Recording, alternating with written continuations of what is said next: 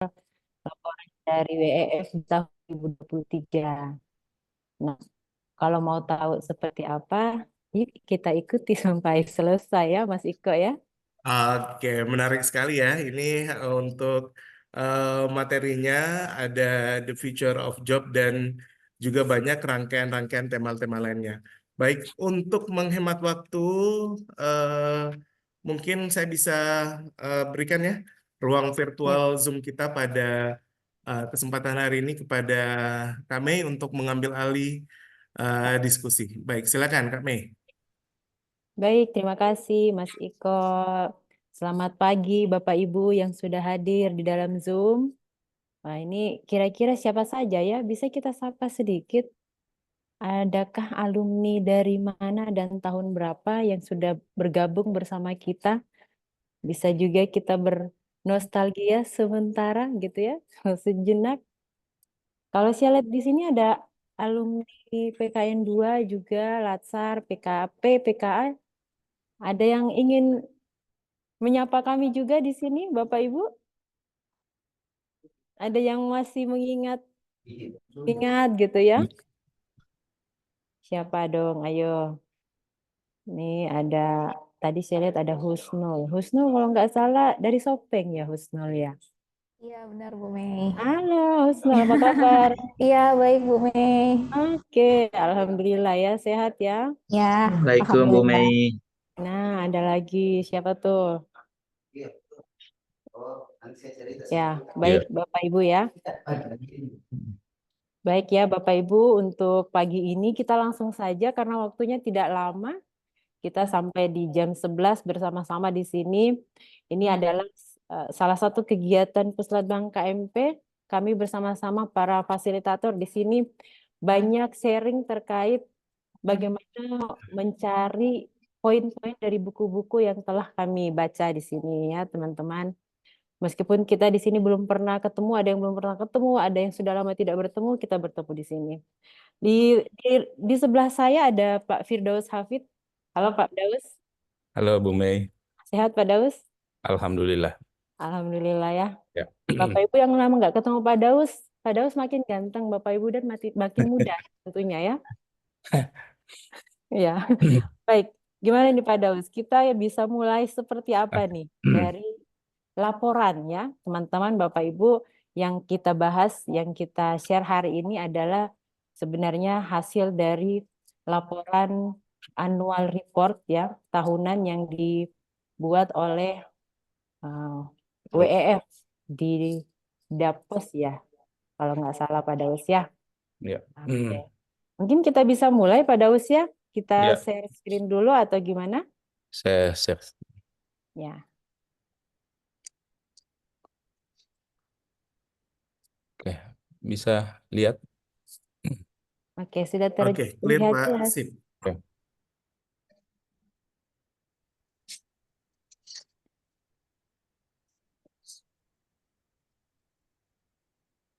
Ya. Jadi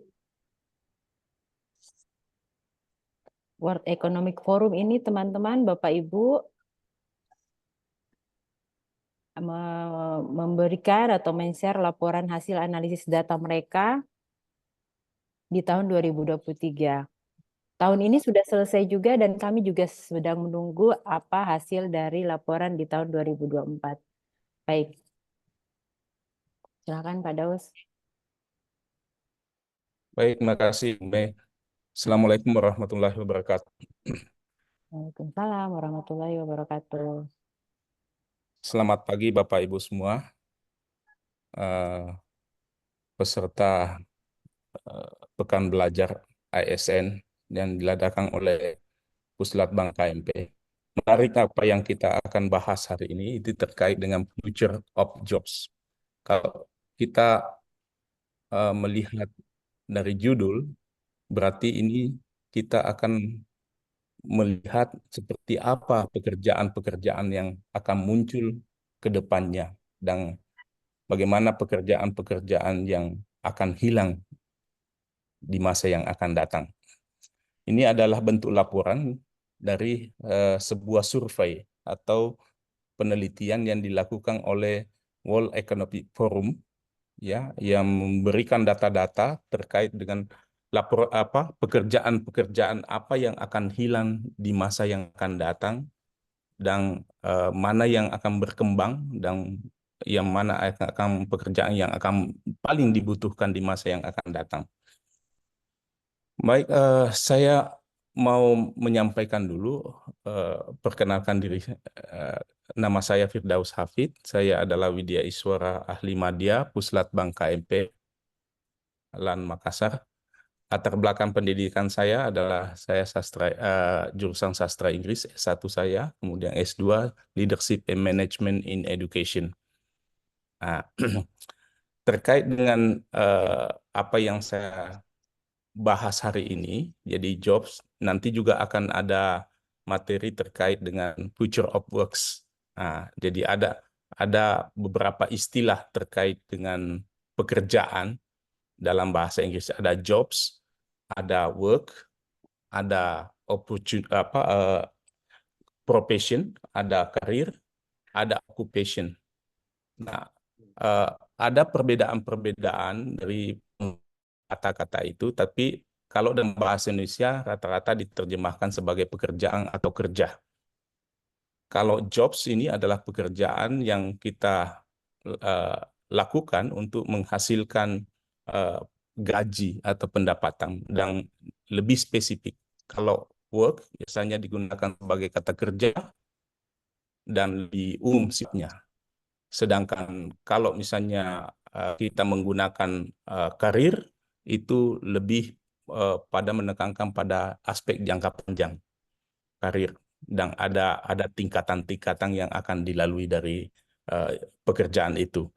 Lalu kemudian ada juga occupation. Occupation itu lebih pada aspek spesifik keahlian. Jadi occupation jadi sama dengan profession. Ya, itu adalah kata-kata yang paling sering digunakan untuk menggambarkan suatu pekerjaan. Saat ini kita akan membahas terkait dengan jobs. Ada satu berita beberapa waktu yang lalu menyatakan bahwa Jokowi ngebut ganti PNS ke robot, dan alasannya. Jadi Bapak Ibu bisa search berita ini di CNBC, lalu kemudian melihat kenapa Pak Jokowi menyatakan akan mengganti PNS ke robot, dan ini banyak sekali menimbulkan perdebatan tentunya. Apa maksudnya ini? Oke. Beberapa waktu yang lalu juga Menteri BUMN Erick Thohir menyatakan bahwa ada 9 jenis pekerjaan yang akan hilang dan yang akan dibutuhkan di tahun 2030. Dan dia menyebutkan secara langsung 9 jenis pekerjaan itu. Ada tenaga jasa, kemudian tenaga administrasi, perkantoran, tenaga jasa transportasi, supir maksudnya ini, kemudian tenaga produksi, manufaktur, konstruksi, kemudian traditional farming, fishing, ya, itu dan sebagainya. Sedangkan yang pekerjaan yang paling dibutuhkan menurut Menteri BUMN beberapa waktu yang lalu adalah data scientist, analis, kemudian artificial intelligence, kemudian software game developer, kemudian tenaga analis data, dan sebagainya. Tentu kita akan sharing di sini bersama bahwa mengapa ada pekerjaan yang hilang dan mengapa ada pekerjaan yang dibutuhkan, bahkan muncul sebagai pekerjaan baru yang sangat dibutuhkan di masa yang akan datang. Saya mau mengungkap ini.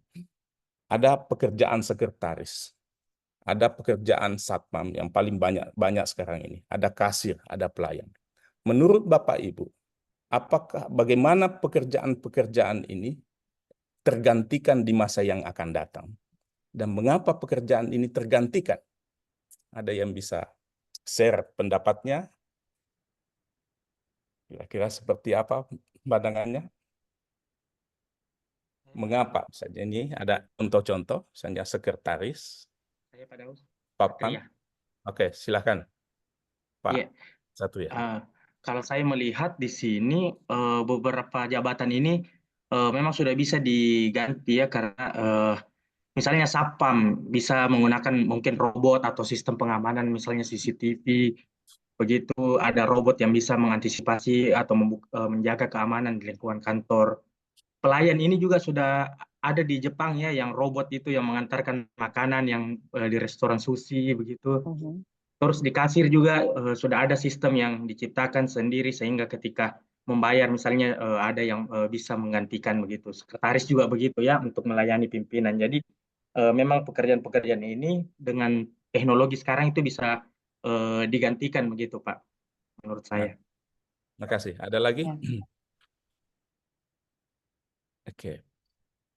Ada yang lain yang bisa memberikan masukannya, komentarnya terkait dengan mengapa pekerjaan-pekerjaan ini memungkinkan untuk digantikan akan hilang masa yang akan. Nah, Hajar Pangku, Pak. Oke, silakan Pak. Ya, silahkan. Mohon maaf nih, saya sudah berusaha untuk tampilkan video tapi belum bisa. Ya, Ya, dan Pak Nahjar ya. baru Pak Nahjar saja. dari mana Ya, Pak Bu Nahjar? Mila, ya Bu Mei. Ya. Ya, izin ke depan beberapa pekerjaan pasti akan tergantikan. Kalau kita flashback, tidak usah ke depan dulu lah. Yang kondisi sekarang saja sudah banyak yang karena era disrupsi kan pada akhirnya hilang ya pekerjaan itu. Tentunya dengan kemajuan teknologi, terutama di artificial intelligence ini, banyak pekerjaan-pekerjaan nanti yang akan hilang malah sama sekali. Kalau kita lihat ya, sudah sering kita lihat di beberapa tayangan berita news itu bukan lagi manusia yang berbicara, seakan-akan manusia, tapi sebenarnya ketika kita lihat, oh ternyata paling ini perempuan adalah artificial intelligence, baik dari sisi gambar maupun dari sisi suara. Dan itu tentunya adalah alur berpikir secara teknologi memang didesain sedemikian rupa sehingga kemudian seakan-akan bahwa apa yang dibilang itu adalah sesuatu yang alami dari manusia, padahal sebenarnya berdasarkan berdasarkan konsep-konsep yang memang dirancang sedemikian rupa dan pada akhirnya ya seperti yang kita lihat sekarang. Bahkan orang bikin lagu, bikin film, bikin video juga seperti itu juga ya. Sudah banyak lagu AI, tidak usah lagi ada pengarang pencipta lagu, enggak. Dibikinkan saja konteks besarnya sudah muncul lagi lagunya. Nah, seperti itulah. Maka kemudian pekerjaan-pekerjaan yang biasa-biasa saja, Satpam tadi yang Bapak sebelumnya sampaikan, kasir itu kan alur eksekusi saja sebenarnya berdasarkan SOP. Nah, kalau SOP-nya sudah dibaca oleh AI sudah Pak, standar akan dieksekusi nantinya oleh sistem. Seperti itu Pak. Makasih. Oke, makasih Pak Najar. Jadi kalau kita lihat, penjelasan Pak Najar tadi dengan Pak Satria, apa yang menjadi kesamaan sebetulnya dari pekerjaan-pekerjaan yang hilang itu? Apa kesamaannya sampai harus dapat digantikan? Anggur begini ya.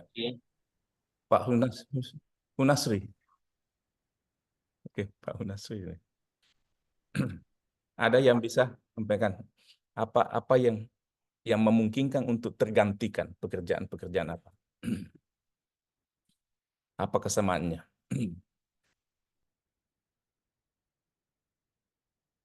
Bisa? Ada yang bisa sampaikan? Mungkin sama-sama pekerjaan rutin begitu Pak Daus. Oke, sama-sama polanya sama, ada pola kesamaan begitu pekerjaannya ya. Oke. Saya kira tepat sekali Pak Satria. Jadi ada satu pola kesamaan sehingga mampu tergantikan oleh teknologi, ya seperti itu. Selanjutnya kami akan membahas dari sisi World Economic Forum. World Economic Forum ini adalah sebuah organisasi non-profit yang didirikan di Jenewa Organisasi ini mempertemukan para pemimpin ekonomi, politik, cendekiawan, dan wartawan dari seluruh dunia untuk mendiskusikan masalah ekonomi termasuk kesehatan dan lingkungan. Nah, ini ya, laporan ini ditulis di tahun 2023 pada saat lepasnya masalah pandemi tahun 2002. Nah, ada tren ekonomi yang terjadi di mana ekonomi, kesehatan, dan geopolitik menjadi suatu pengaruh besar terhadap variasi pasar tenaga kerja di dunia. Kemudian karena ini adalah landscape, maka negara-negara maju berkompetisi untuk mendapatkan tenaga kerja ahli, sedangkan negara berkembang menghadapi masalah pengangguran akibat pandemi ya, tahun 2000 sampai 2002. Di level individu, tingkat pendidikan dan rendah dan tenaga kerja wanita mendapatkan income yang rendah, lalu kemudian penurunan gaji akibat krisis biaya hidup dan perubahan harapan dari pekerja dan pemahaman atas kualitas kerja. Itu adalah landscape ya, pandangan umum terkait dengan laporan ini. Maka dari laporan ini dinyatakan bahwa ada arah transformasi pasar tenaga kerja. Yang pertama yang paling mempengaruhi pasar tenaga kerja itu adalah transisi ramah lingkungan, teknologi ramah lingkungan. Lalu kemudian yang kedua adalah perubahan teknologi, kemudian transformasi rantai pasokan, lalu kemudian perubahan ekspektasi konsumen menghasilkan permintaan pekerjaan baru di seluruh industri. Nah, seperti itu. Jadi kalau kita lihat arah transformasi yang dilaporkan adalah terkait dengan lingkungan. Kalau kita lihat saat ini bagaimana orang sudah berpikir bagaimana menjaga lingkungan, bagaimana teknologi ramah lingkungan itu dimunculkan, dan di situ akan menimbulkan banyak pekerjaan-pekerjaan baru yang seharusnya bisa dilakukan untuk bisa menjaga transisi ramah lingkungan. Contohnya misalnya mobil listrik ya, mobil listrik itu adalah transisi ramah lingkungan dari tenaga sumber daya alam yang lain ke ramah lingkungan. Nah, termasuk juga perubahan teknologi ini yang paling banyak melakukan perubahan di arah transformasi pasar tenaga kerja di dunia, di mana teknologi mengubah banyak hal, mengubah banyak pekerjaan menjadi yang dulunya dilakukan oleh manusia, sekarang ini dilakukan secara teknologi. Kita saja bisa merasakan saat ini, misalnya kalau kita berkunjung ke mall, seperti di Makassar ini, ya kita melihat tidak ada lagi, terkadang tidak ada lagi yang petugas-petugas tiket di situ yang akan memeriksa tiket kita, lalu kemudian kita melakukan pembayaran. Itu dilakukan dengan perubahan teknologi seperti itu. Kemudian transformasi rantai pasokan. Nah, ini juga rantai pasokan, ketersediaan rantai pasokan ini bahkan dunia yang menjadi permasalahan ini ya. Kita rantai pasokan energi misalnya, rantai pasokan sumber daya. Kita tahu misalnya saat ini bagaimana negara-negara Eropa sangat membutuhkan sumber daya untuk mempertahankan industrinya. Misalnya, makanya Indonesia mengambil kebijakan bagaimana memblokir nikel untuk diekspor ke Eropa, ya, karena sekarang ini salah satunya adalah negara yang kuat adalah negara yang memiliki sumber daya. Sedangkan negara-negara industri membutuhkan sumber daya. Nah, transformasi rantai pasokan ini harus kita manfaatkan untuk kelangsungan negara kita. Kemudian perubahan ekspektasi konsumen menghasilkan permintaan pekerjaan baru, di mana dengan adanya layanan-layanan teknologi yang semakin canggih, semakin cepat, memerlukan orang-orang yang memiliki keterampilan dalam hal pelayanan-pelayanan yang lebih cepat, lebih berkompeten dalam hal teknologi. Kemudian dari itu semua maka ada dampak tren makro sebetulnya yang mempengaruhi tenaga kerja saat ini, yaitu ada adopsi teknologi. Adopsi teknologi ini mempengaruhi pasar kerja, di mana orang-orang diharapkan mampu melek teknologi supaya bisa melakukan pelayanan yang lebih cepat dan bisa menggunakan teknologi untuk menjaga kecepatan akuntabilitas dari pelayanan yang diberikan. Kemudian ada gambaran geopolitik. Semua negara saat ini berpikir bagaimana menjaga kebijakan negaranya untuk bisa bisa mengambil keuntungan dari geopolitik yang ada. Kemudian transisi ramah lingkungan. Saat ini berbagai macam hal energi itu, khususnya energi, dibangun untuk supaya lebih ramah terhadap lingkungan. Maka baik di bidang apapun saat ini, semua fokus pada bagaimana penggunaan teknologi ya untuk bisa mentransisi teknologi yang ramah lingkungan. Apapun, misalnya kalau kita lihat pertanian, ya ada teknologi pertanian yang bisa bagaimana teknologinya bisa ramah lingkungan. Industri seperti itu juga, perdagangan seperti itu juga. Kemudian juga dari aspek pendidikan seperti itu juga, kesehatan seperti itu juga. Jadi ada transisi teknologi di situ yang memungkinkan adanya pekerjaan-pekerjaan baru yang akan muncul dan memungkinkan adanya pekerjaan-pekerjaan yang lama yang bisa digantikan oleh teknologi itu akan hilang. Nah, dari dampak analis adopsi teknologi itu ada beberapa hal dampaknya, misalnya big data analitik. Pekerjaan yang paling dibutuhkan salah satunya di masa yang akan datang adalah analisis data, big data. Artinya orang yang mampu menganalisis data dari berbagai macam data yang ada, data-data yang besar, supaya bisa menghasilkan kebijakan dan keputusan bagi perusahaan atau institusi yang tempat dia bekerja.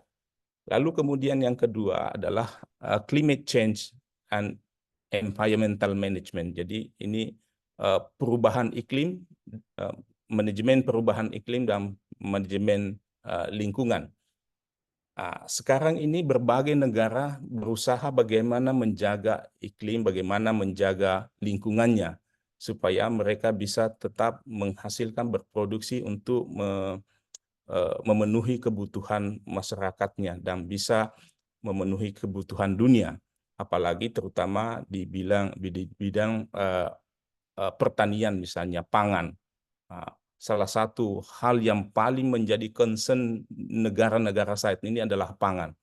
Ya, bisa dibayangkan ya, kalau kita kekurangan pangan maka kita akan tergantung bagi negara lain. Bahkan beberapa waktu yang lalu waktu saya pernah ke Vietnam dan mereka membangun suatu teknologi ya yang terkait dengan climate change ini, misalnya dia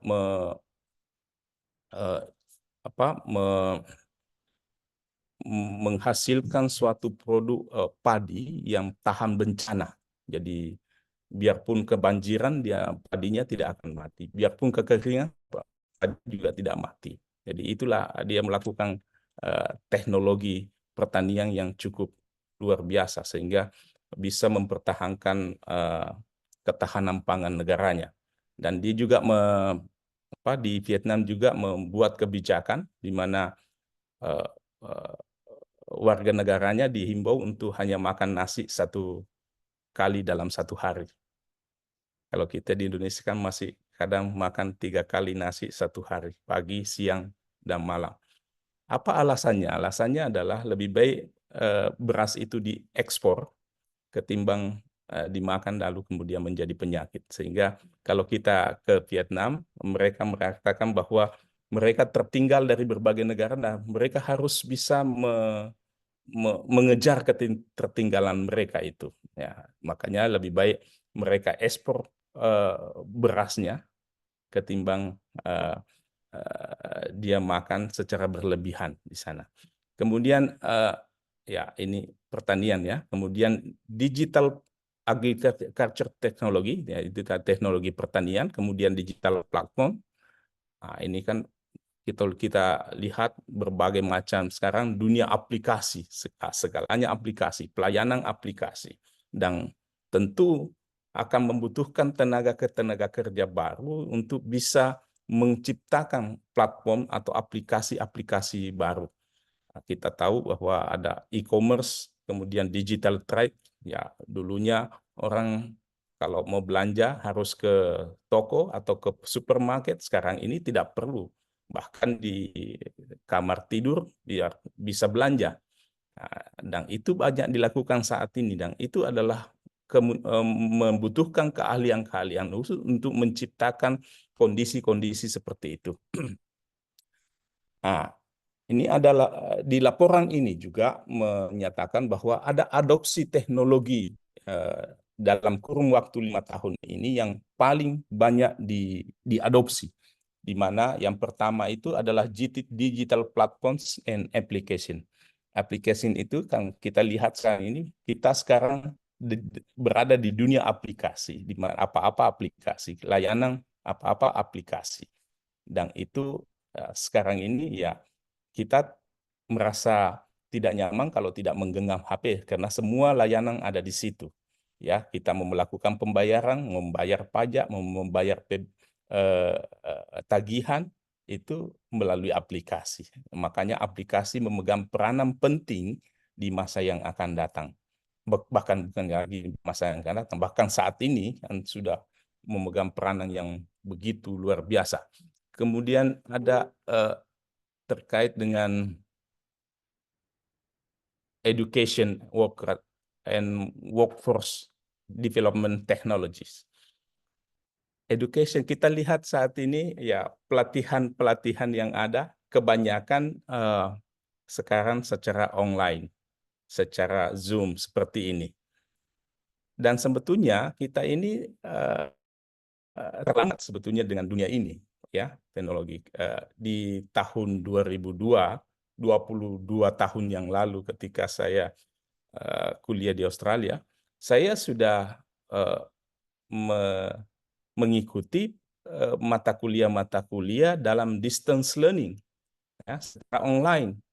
Bahkan mempertemukan 3 universitas, satu di Inggris, satu di Amerika. Di Amerika itu Texas University dan Newcastle University di Australia. Mempertemukan 3 kelas dalam satu ruang teknologi. Kita dipaksa oleh pandemi kemarin untuk melakukan hal seperti ini. Nah, ininya. Jadi kita sebetulnya terlambat dari sisi education. Dan kedepannya, karena seperti tadi yang disampaikan Pak Najab dengan Pak Satria bahwa kedepannya ini education mungkin digantikan oleh artificial intelligence seperti reporter itu, ya kita akan lihat. Nah, nanti pembelajaran itu lebih banyak secara online, tetapi dan dilakukan secara artificial intelligence, ya di mana nantinya diklat-diklat pelatihan-pelatihan itu akan dilakukan oleh secara teknologi yang memungkinkan orang bisa mendapatkan pengetahuan dari apa yang bisa didapatkan dari YouTube misalnya, dari media sosial atau di platform-platform yang menyediakan pelatihan-pelatihan atau kursus-kursus secara online. Bahkan saya melihat ini beberapa waktu yang lalu, misalnya anak saya yang 2 tahun tidak masuk sekolah, ya kenapa? Karena pandemi, hanya belajar di rumah dan mengikuti kursus-kursus secara online, mampu juga bersaing masuk ke universitas. Berarti memang memungkinkan sekali nanti education ini adalah tergantikan oleh artificial intelligence. Oke. Kemudian yang paling dibutuhkan juga data analis. Sekarang semua instansi, organisasi itu membutuhkan data-data yang besar, dan kebutuhan akan analis terkait dengan big data ini sangat dibutuhkan di masa yang akan datang. Kemudian Internet of Things, connected devices. Jadi ini adopsi teknologi di mana konektivitas antar alat-alat teknologi, komputer, televisi, HP, ya, gadget-gadget yang ada, jam tangan, apa dan sebagainya, bahkan peralatan-peralatan di rumah seperti lampu, listrik, mesin cuci, itu bisa terkoneksi nanti satu sama lain. Itulah yang disebut dengan Internet of Things. Kemudian cloud computing dan encryption, kemudian cyber security juga paling banyak dibutuhkan nantinya sebagai teknologi adopsi di masa yang akan datang dan sebagainya. Lanjut. Nah, ini adalah impact teknologi adopsi teknologi dari kepada pekerjaan. Jadi pekerjaan yang paling banyak nanti dibutuhkan adalah big data analytics. Jadi orang-orang yang mampu menganalisis data-data yang besar, yang mega data itu ya, paling dibutuhkan di masa yang akan datang. Kemudian bahkan sebetulnya sudah saat ini juga dibutuhkan. Kemudian climate change mitigation technology. Ini mitigasi iklim, ya, di mana nantinya akan paling dibutuhkan bagaimana merekayasa iklim, ya. Misalnya kita mau mengubah dari musim kemarau ke musim hujan, itu bisa dilakukan mitigasi dengan teknologi. Kemudian environmental management teknologi manajemen lingkungan paling dibutuhkan, karena saat ini manusia ini terancam dengan berbagai macam masalah lingkungan, ya. Makanya dilakukannya teknologi daur ulang itu adalah masalah-masalah yang penting dan dibutuhkan tenaga kerja untuk itu di masa yang akan datang. Cyber security, encryption and cyber security. Saya kira beberapa waktu yang lalu kita mengalami masalah terkait dengan cyber security ini, di mana pusat data digital nasional kita, data nasional kita diserang oleh hacker, ya. Jadi yang dan itu membutuhkan biaya yang cukup besar dan waktu yang cukup lama untuk bisa memulihkan ketika diserang, dan oleh karena itu kita mengharapkan dengan bukan hanya menggunakan teknologi, tetapi bagaimana juga menjaga teknologi itu bisa tetap berjalan dengan pengamanan yang memadai dan sebagainya, ya, termasuk agriculture, kemudian digital performance, itu tadi health, kesehatan.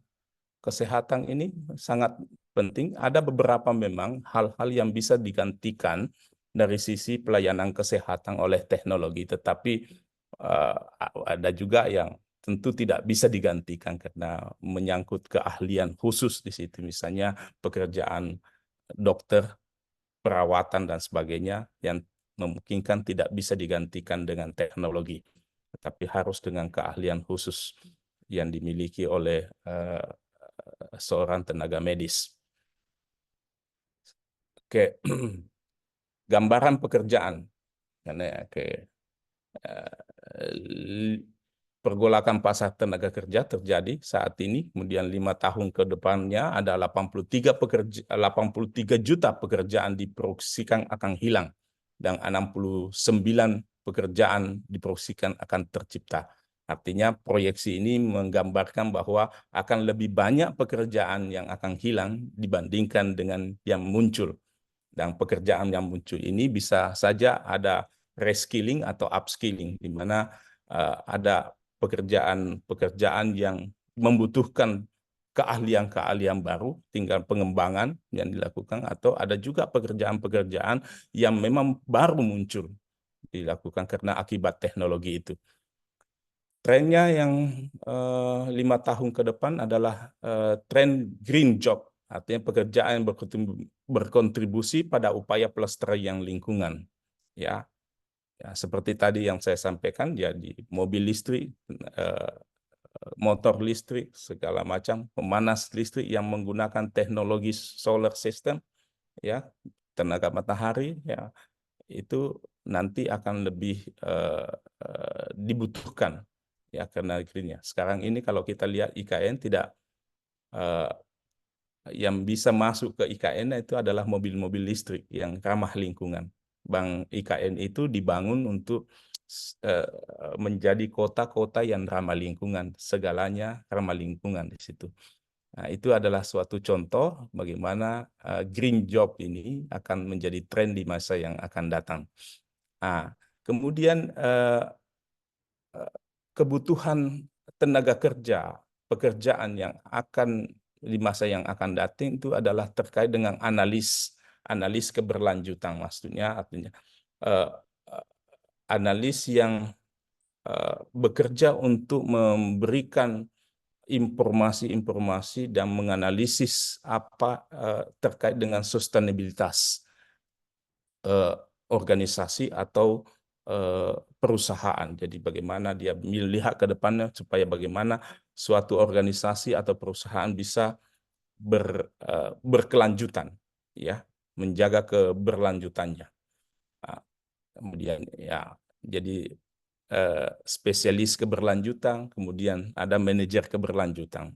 Itu dari laporan ini digambarkan bahwa itu adalah pekerjaan-pekerjaan yang sangat dibutuhkan yang di masa yang akan datang, bahkan saat ini sudah bermunculan tenaga-tenaga seperti itu yang dibutuhkan.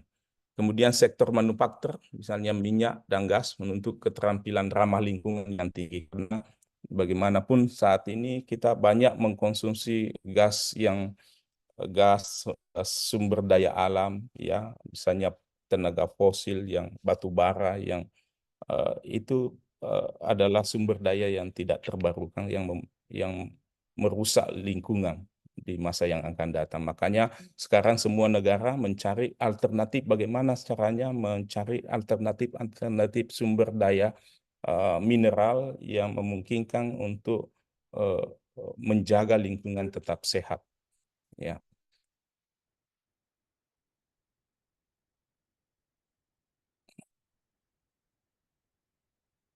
Oke, baik. Nah, ini pekerjaan-pekerjaan yang baru dan pekerjaan-pekerjaan yang akan hilang di masa yang akan datang. Saya lihat dulu, jadi ya, yang pertama, yang pekerjaan yang paling dibutuhkan nantinya yang akan muncul adalah pekerjaan-pekerjaan yang berhubungan dengan artificial intelligence, dengan machine learning specialist. Itu kemudian sustainability specialist, kemudian business intelligence analyst, kemudian information security analyst, fintech engineers, ya, keuangan, jasa keuangan. Itu paling dibutuhkan karena kita tahu bahwa saat ini bagaimana jasa keuangan itu merancang suatu metode bagaimana pembayaran dan penyimpanan uang yang tidak lagi dilakukan secara manual, semua menggunakan teknologi. Maka tentu adalah ahli-ahli di bidang keuangan itu mengembangkan kapasitasnya untuk menggunakan teknologi. Data analis dan scientist, kemudian robotic engineers, kemudian big data specialist, kemudian operator ya, agriculture equipment operators, jadi operator peralatan pertanian, kemudian spesialis transformation digital dan sebagainya. Ini ada banyak. Jadi ini menggambarkan, yang hijau itu menggambarkan bagaimana yang biru itu menggambarkan bagaimana potensialnya perkembangan pekerjaan-pekerjaan itu 5 tahun ke depan.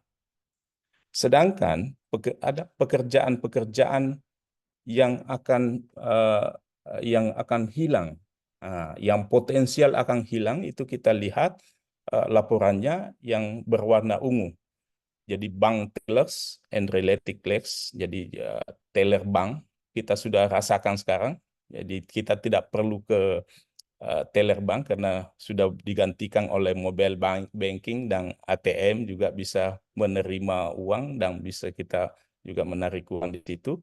Kemudian postal clerk, service clerk. Jadi postal service clerk ini adalah pegawai-pegawai yang di postal, misalnya kalau kita masuk ke mall ada pegawai-pegawai yang memeriksa karcis, kemudian kita bayar di situ. Ya, dan itu kita juga sudah lihat ya sudah beransur-ansur. Seperti juga di jalan tol. Di jalan tol kita tidak perlu lagi menemui orang di situ untuk melayani, tetapi sudah digantikan oleh teknologi dan mesin. Kemudian kasir dan tiket, kemudian data entry. Kemudian administrative and executive secretaries. Jadi ada pekerjaan-pekerjaan administratif, karena administratif itu nanti diotomatisasi, ya, karena itu dianggap pekerjaan rutin dan otomatis nanti akan bisa dilakukan oleh teknologi. Yang menarik di sini adalah saya melihatnya ada legislator and official. Legislator artinya ini orang-orang yang duduk di legislatif itu adalah pekerjaan yang diproyeksikan akan hilang, akan tergantikan di masa yang akan datang. Mungkin ada yang bisa memberikan pandangannya, pendapatnya, kira-kira kenapa, bagaimana itu legislator bisa digantikan di masa yang akan datang, tergantikan. Ada yang bisa. Kalau kan misalnya accounting, itu kan pekerjaan, bahkan komputer mesin berhitung secara accounting itu lebih cepat dari manusia. Ya, bookkeeping juga seperti itu. Home appliance installer. Jadi ini yang biasa menginstall barang-barang elektronik. Kalau kita membeli barang elektronik sekarang kan biasanya kalau kita membeli barang elektronik sudah ada panduannya, tidak perlu lagi, bahkan kita bisa melihat di YouTube cara pemasangannya. Banyak, kalau saya di rumah banyak sekali barang-barang yang kalau misalnya saya mau menginstal atau memasang sendiri, saya lihat di YouTube, tidak perlu tenaga untuk itu. Kayak door to door sales, ya, workers sales, tidak perlu lagi secara door to door atau secara manual, tetapi cukup dengan menggunakan media sosial dan sebagainya sudah bisa melakukan penjualan. Nah, itu tadi yang saya sampaikan. Yang menarik di sini adalah legislator. Bagaimana legislator itu bisa tergantikan di masa yang akan datang. Ada yang bisa? Ya, izin Pak Daus Oke, dengan silakan. Pak Ahmad. Pak Ahmad, ya, oke. Bagaimana? Siap. Ya, silakan Pak.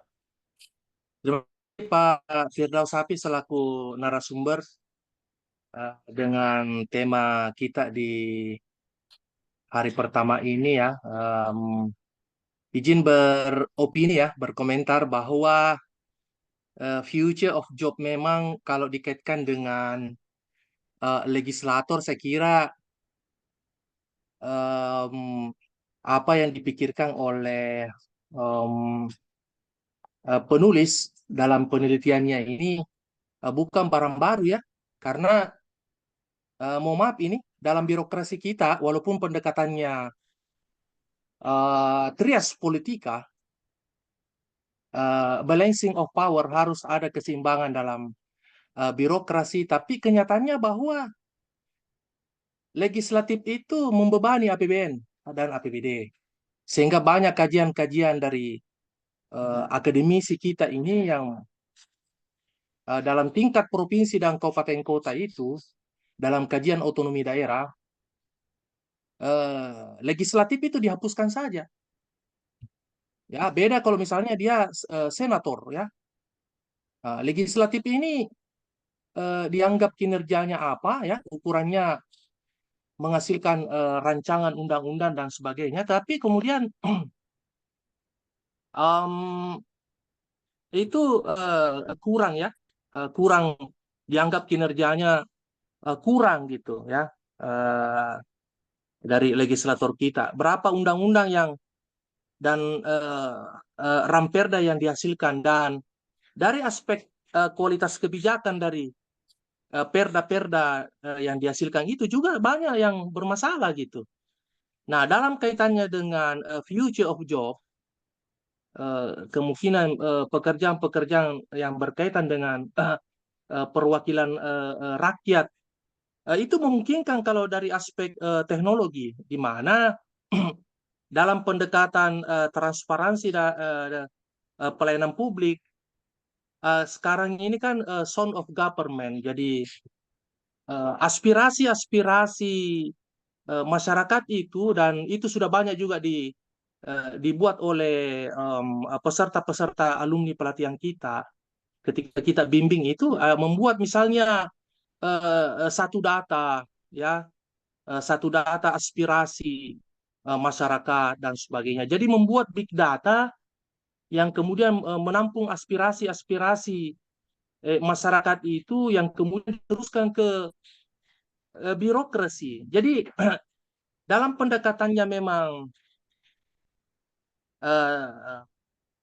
sharing of power ya, bukan pemisahan kekuasaan tapi distribusi pembagian kewenangan ini, legislatif itu dalam pendekatan human, manusia, memang perlu ada turun ke bawah dan melihat. Tetapi kenyataannya dalam teori yang sudah ratusan tahun ini, dalam perjalanannya juga dengan arah perkembangan teknologi yang semakin canggih, manusia itu sudah tidak bisa dipercaya lagi kalau dia turun. Misalnya ya, banyak sekarang bupati yang membuat SMS hotline. Kita ini kalau seperti model-model seperti itu tabu ya, padahal itu biasa-biasa saja ya. Bupati memberikan hotline-nya, WhatsApp-nya, untuk langsung masyarakat menyampaikan apa keluhannya ya. Misalnya ya, wali kota kita ini Makassar, langsung ke RT RW, ini keren banget. Jadi jika ada misalnya keluhan-keluhan warga kita terkait dengan kebijakan-kebijakan yang dikeluarkan oleh pemerintah, tidak perlu melalui legislatif, langsung saja ke WhatsApp birokrasi, WhatsApp ke kepala SKPD, itu langsung fast respon. Ini kita harus duduk lagi, hearing, dengar pendapat, menghabiskan seragam-seragam dinas, dan ini mohon maaf, ini kayaknya forum ilmiah ya. Kalau legislatif dengar ini pasti Pak Ahmad setengah mati. Iya kan? Jadi pendekatan ilmiahnya, diskusi ilmiahnya, wacana penghapusan itu ya, kalau Morgan itu melihatnya, McKinsey melihatnya seperti itu ya, organisasi modern masa depan itu arahnya memang ke sana. Dan terakhir Pak Daus, saya menantikan konsep yang dibangun oleh peneliti ini, apakah lebih dulu diberlakukan di Amerika dan Eropa ya, karena kita ini di Indonesia adalah latah ya, kita akan sering akan menjadi pengikut dari kebijakan-kebijakan yang lebih dulu diterapkan di Amerika dan Eropa. Saya kira itu Pak Daus. Terima kasih. Oke, makasih Pak Ahmad. Pak Ahmad ini sudah menggunakan model artificial intelligence, ya. Dari modelnya ini jadi seperti Siap. sudah tergantikan oleh animasi keberadaannya. Jadi tadi terakhir saya kan ini kan survei ini dilakukan di 800 lebih perusahaan di Amerika. Iya. Jadi memang supaya kita ada wawasan lebih banyak terkait dengan pekerjaan-pekerjaan yang nantinya memungkinkan akan muncul dan akan hilang di masa yang akan datang, memang perlu kita kaji dan kita sharing bersama di sini. Terkait tadi dengan terkait legislator ini ya, menurut saya ada memang fungsi-fungsi legislator yang memungkinkan untuk digantikan secara teknologi. Misalnya terkait dengan aspirasi itu, mendapatkan aspirasi dari konstituen yang memungkinkan. Itu kan biayanya luar biasa itu. Dengan memungkinkan fungsi itu dilakukan dengan teknologi, maka memungkinkan aspirasi itu bisa didapatkan secara cepat dan lebih efisien dan bisa saja lebih efektif. Nah, karena di situ memang kalau kelemahan teknologi adalah tidak memperhitungkan aspek perasaan itu. Jadi pokoknya apa yang dia dapatkan itu yang dianalisis, ya, data-data.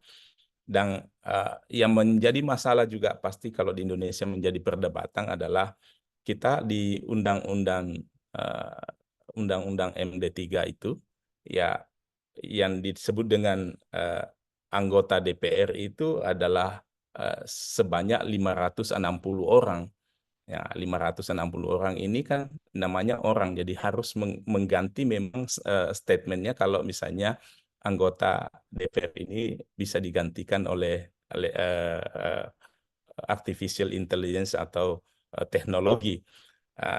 Dan di situ juga Undang-Undang MD3 menyatakan bahwa anggota DPR itu disumpah.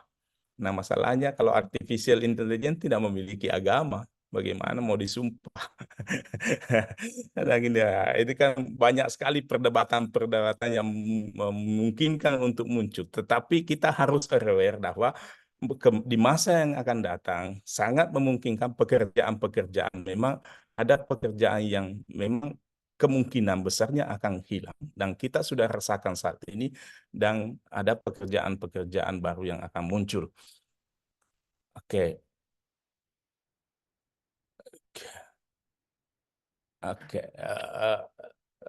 Pekerjaan yang pertumbuhannya yang sangat besar nantinya di masa akan datang. Kita tahu bahwa saat ini pangan itu menjadi satu tren yang cukup penting di dunia ini, selalu dibicarakan.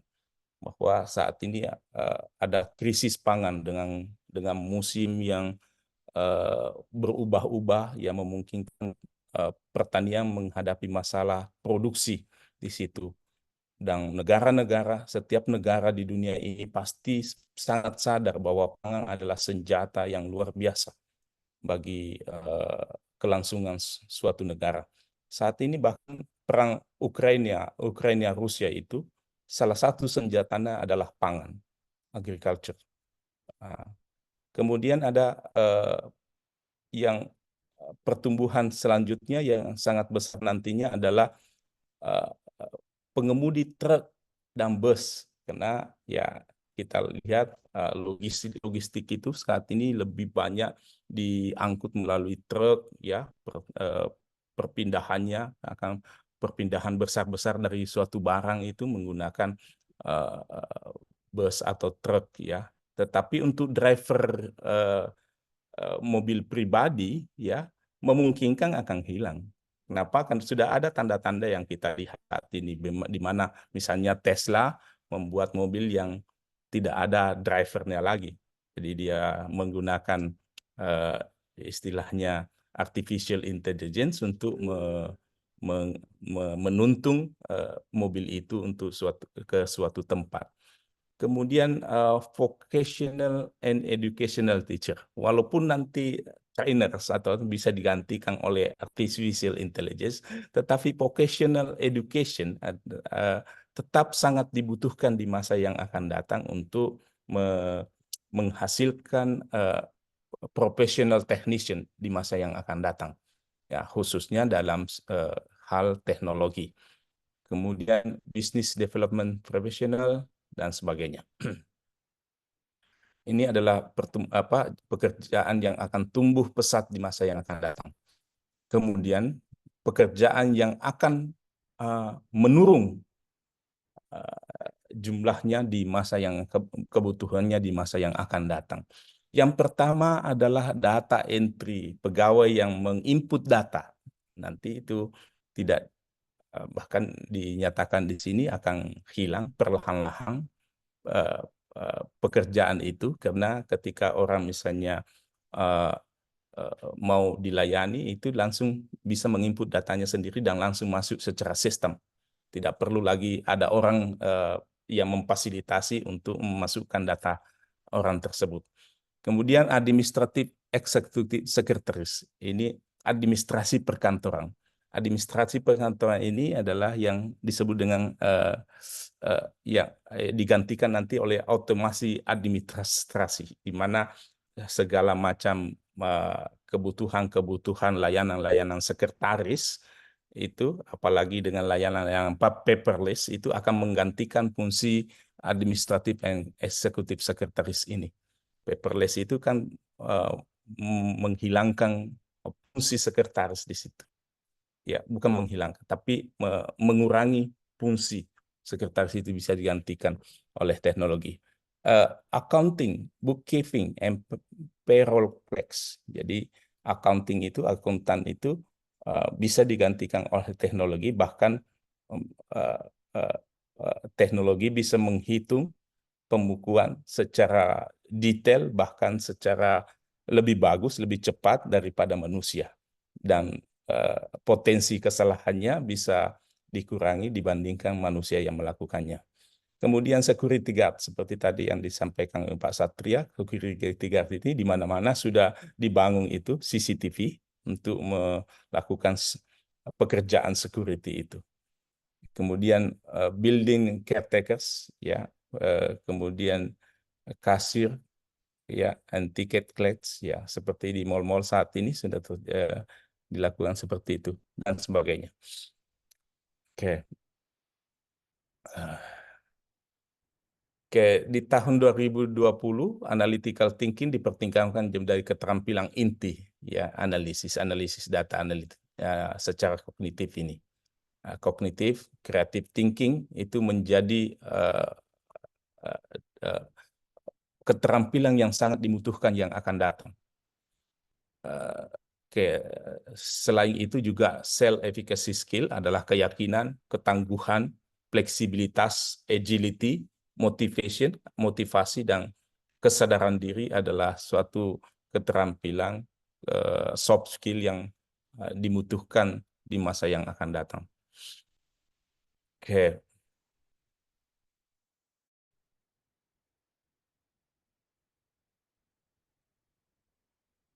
Ini dia core skill yang dibutuhkan, yang paling dibutuhkan di masa yang akan datang.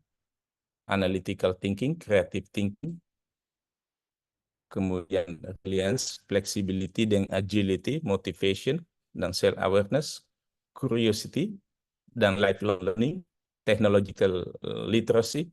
Itu adalah skill-skill yang paling dibutuhkan di masa yang akan datang.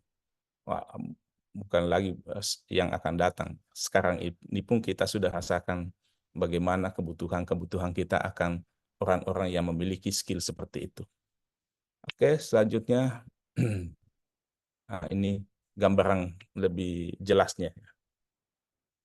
Creative thinking, analytical thinking, technological literacy, curiosity, and lifelong learning, resilience, flexibility, agility, system thinking, artificial intelligence, and big data, dan sebagainya. Oke, baik.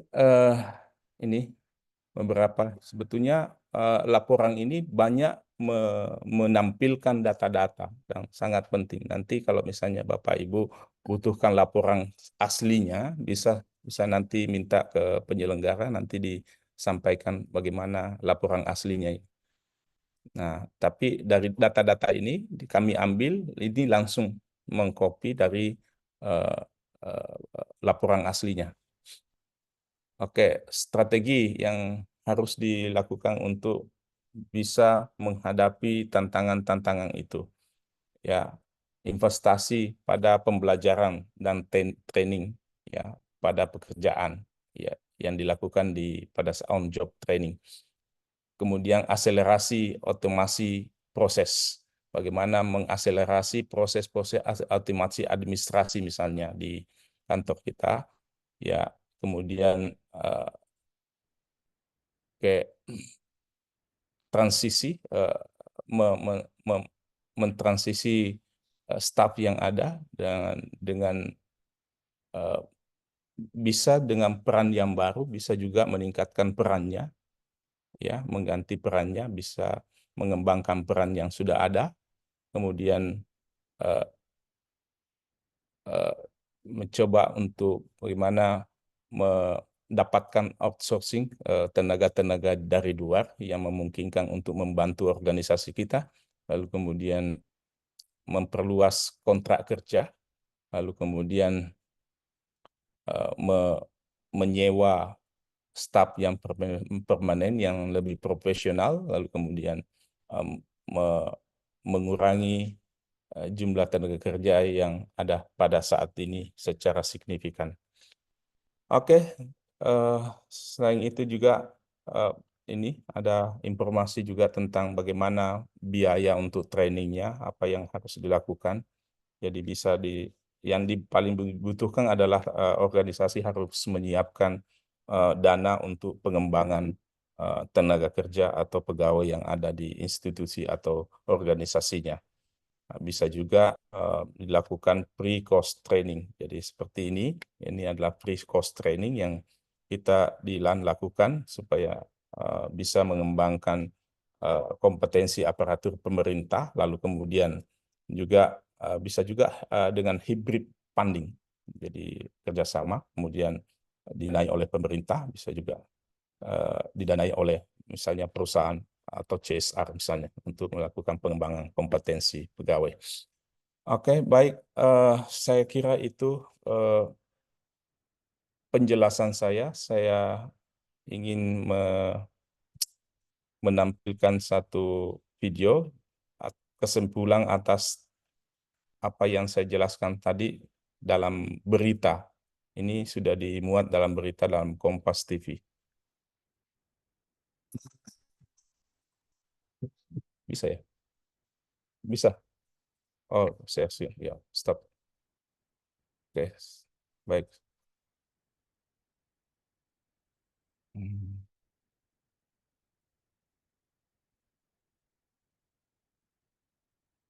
Oke, bisa lihat.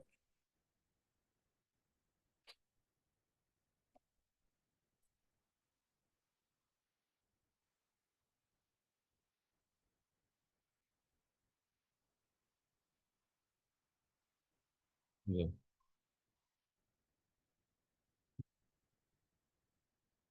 Masih iklan. Oke. Halo sahabat Kompas TV, pesatnya perkembangan teknologi berpotensi besar mendisrupsi pekerjaan di berbagai sektor lapangan kerja. Forum Ekonomi Dunia merilis daftar pekerjaan yang berpotensi besar digantikan oleh teknologi dan pekerjaan yang masih diminati oleh banyak perusahaan global. Namun, apakah analisis tersebut juga berlaku di Indonesia? Secara keseluruhan, pasar tenaga kerja telah mengalami gejolak di tahun ini. Pasar tenaga kerja dipaksa bertransformasi dan dituntut memberikan keterampilan lebih baik dalam bursa tenaga kerja. Di saat bersamaan, secara simultan hadir distraksi ekonomi global akibat situasi geopolitik. Selain itu, muncul berbagai tekanan sosial, terutama dari sisi gaya hidup dan isu lingkungan yang makin menuntut pasar tenaga kerja untuk beradaptasi dan menyesuaikan dengan kondisi global. Dalam laporannya di pertengahan tahun 2023, Forum Ekonomi Dunia atau World Economic Forum memberikan sorotan terhadap perkembangan kecerdasan buatan yang makin memengaruhi bisnis global. Khusus terkait profesi, World Economic Forum bekerja sama dengan organisasi buruh internasional memberi daftar pekerjaan yang saat ini paling banyak bertambah dan berkurang seturut jumlah pekerjanya. Selain itu, World Economic Forum juga memberikan proyeksi terhadap bidang pekerjaan yang paling cepat berkembang dan menyusut hingga tahun 2027 nanti. Deretan profesi yang paling banyak bertambah jumlah pekerjanya, yakni para tenaga teknis yang mengandalkan keahlian praksis, diperkirakan akan terus mendominasi di tingkat global. Misalnya, operator alat pertanian, sopir truk dan bus, pengajar pendidikan vokasi, dan pekerjaan di bidang perbaikan mesin atau perbengkelan. Artinya, situasi global saat ini terbukti telah mendorong pasar tenaga untuk langsung terjun ke dunia kerja. Untuk kategori sebaliknya, pekerjaan administratif terlihat terus menurun jumlah tenaga kerjanya karena pengaruh perkembangan teknologi.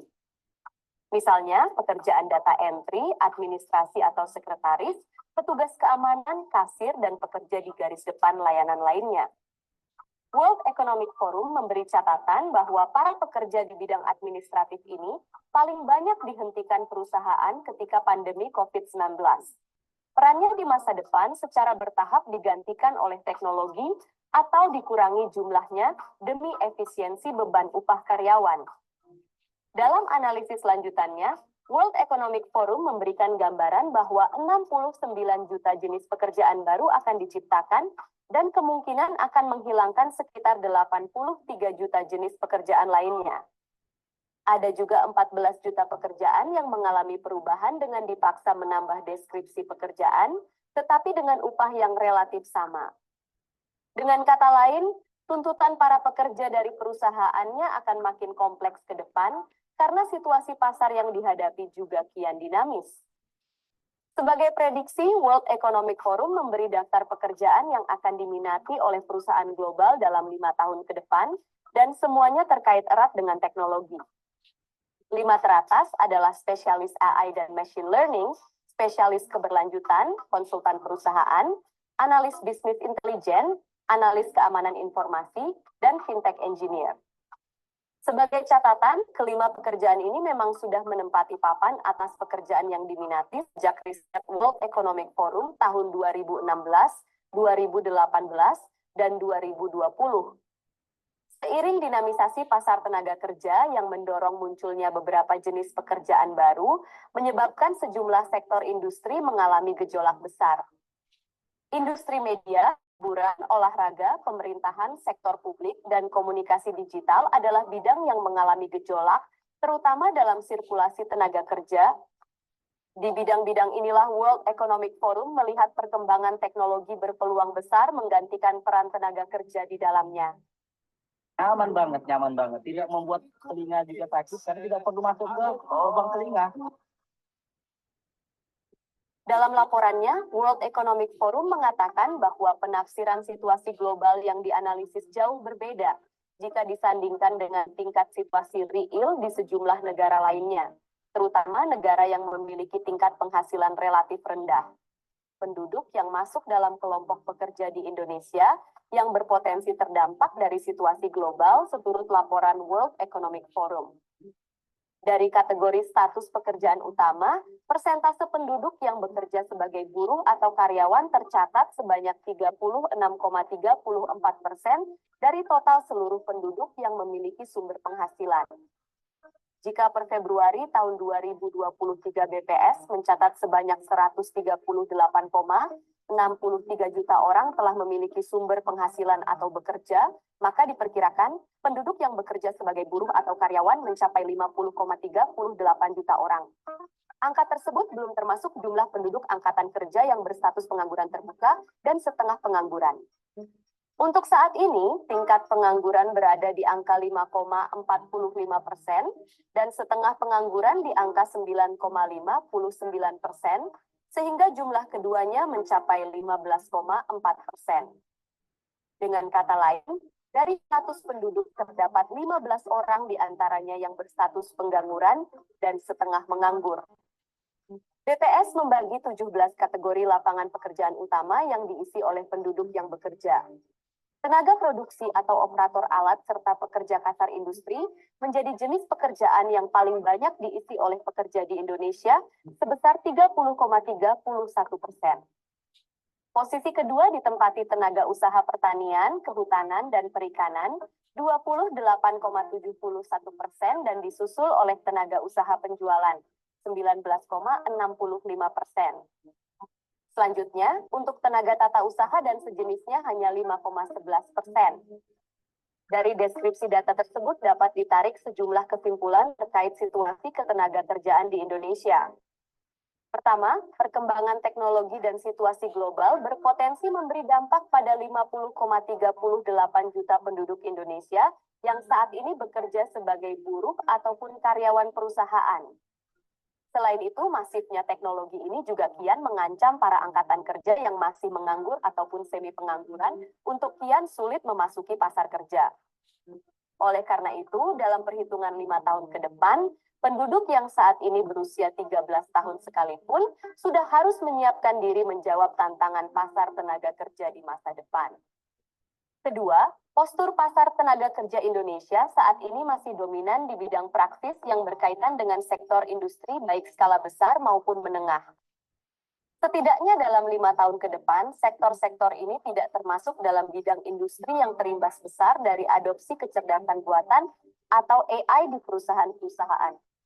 Ketiga, ada sejumlah pekerjaan yang terancam hilang dengan adanya adopsi teknologi AI.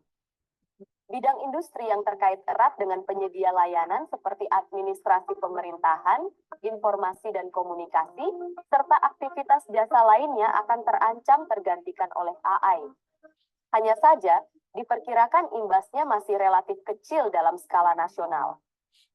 Lalu bagaimana persiapan yang dilakukan dalam menghadapi situasi ini? Memang, hasil dari analisa World Economic Forum tidak dapat menjadi acuan secara utama untuk pasar tenaga kerja di Indonesia. Tapi setidaknya dapat memberikan gambaran untuk persiapan dalam 5 tahun ke depan. Salah satu sorotan lain yang dibuat World Economic Forum ialah upah real para pekerja makin menurun akibat biaya hidup yang makin tinggi yang tidak disertai dengan peningkatan upah yang signifikan. Salah satu penyebabnya karena adopsi teknologi sedang gencar diupayakan oleh banyak perusahaan demi menurunkan beban biaya pengupahan karyawan.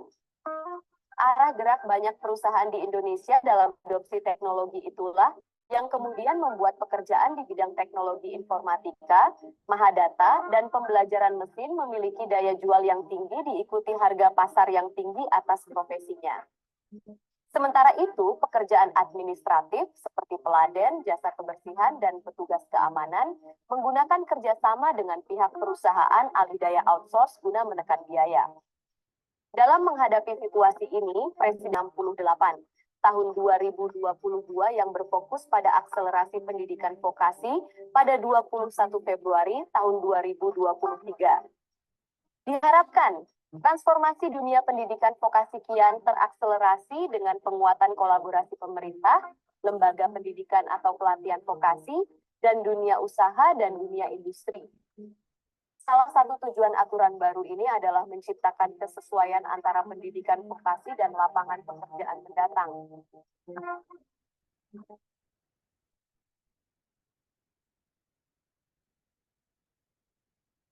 Sebutkan di dalam sebuah riwayat ada seseorang yang memberikan minum kepada seekor anjing.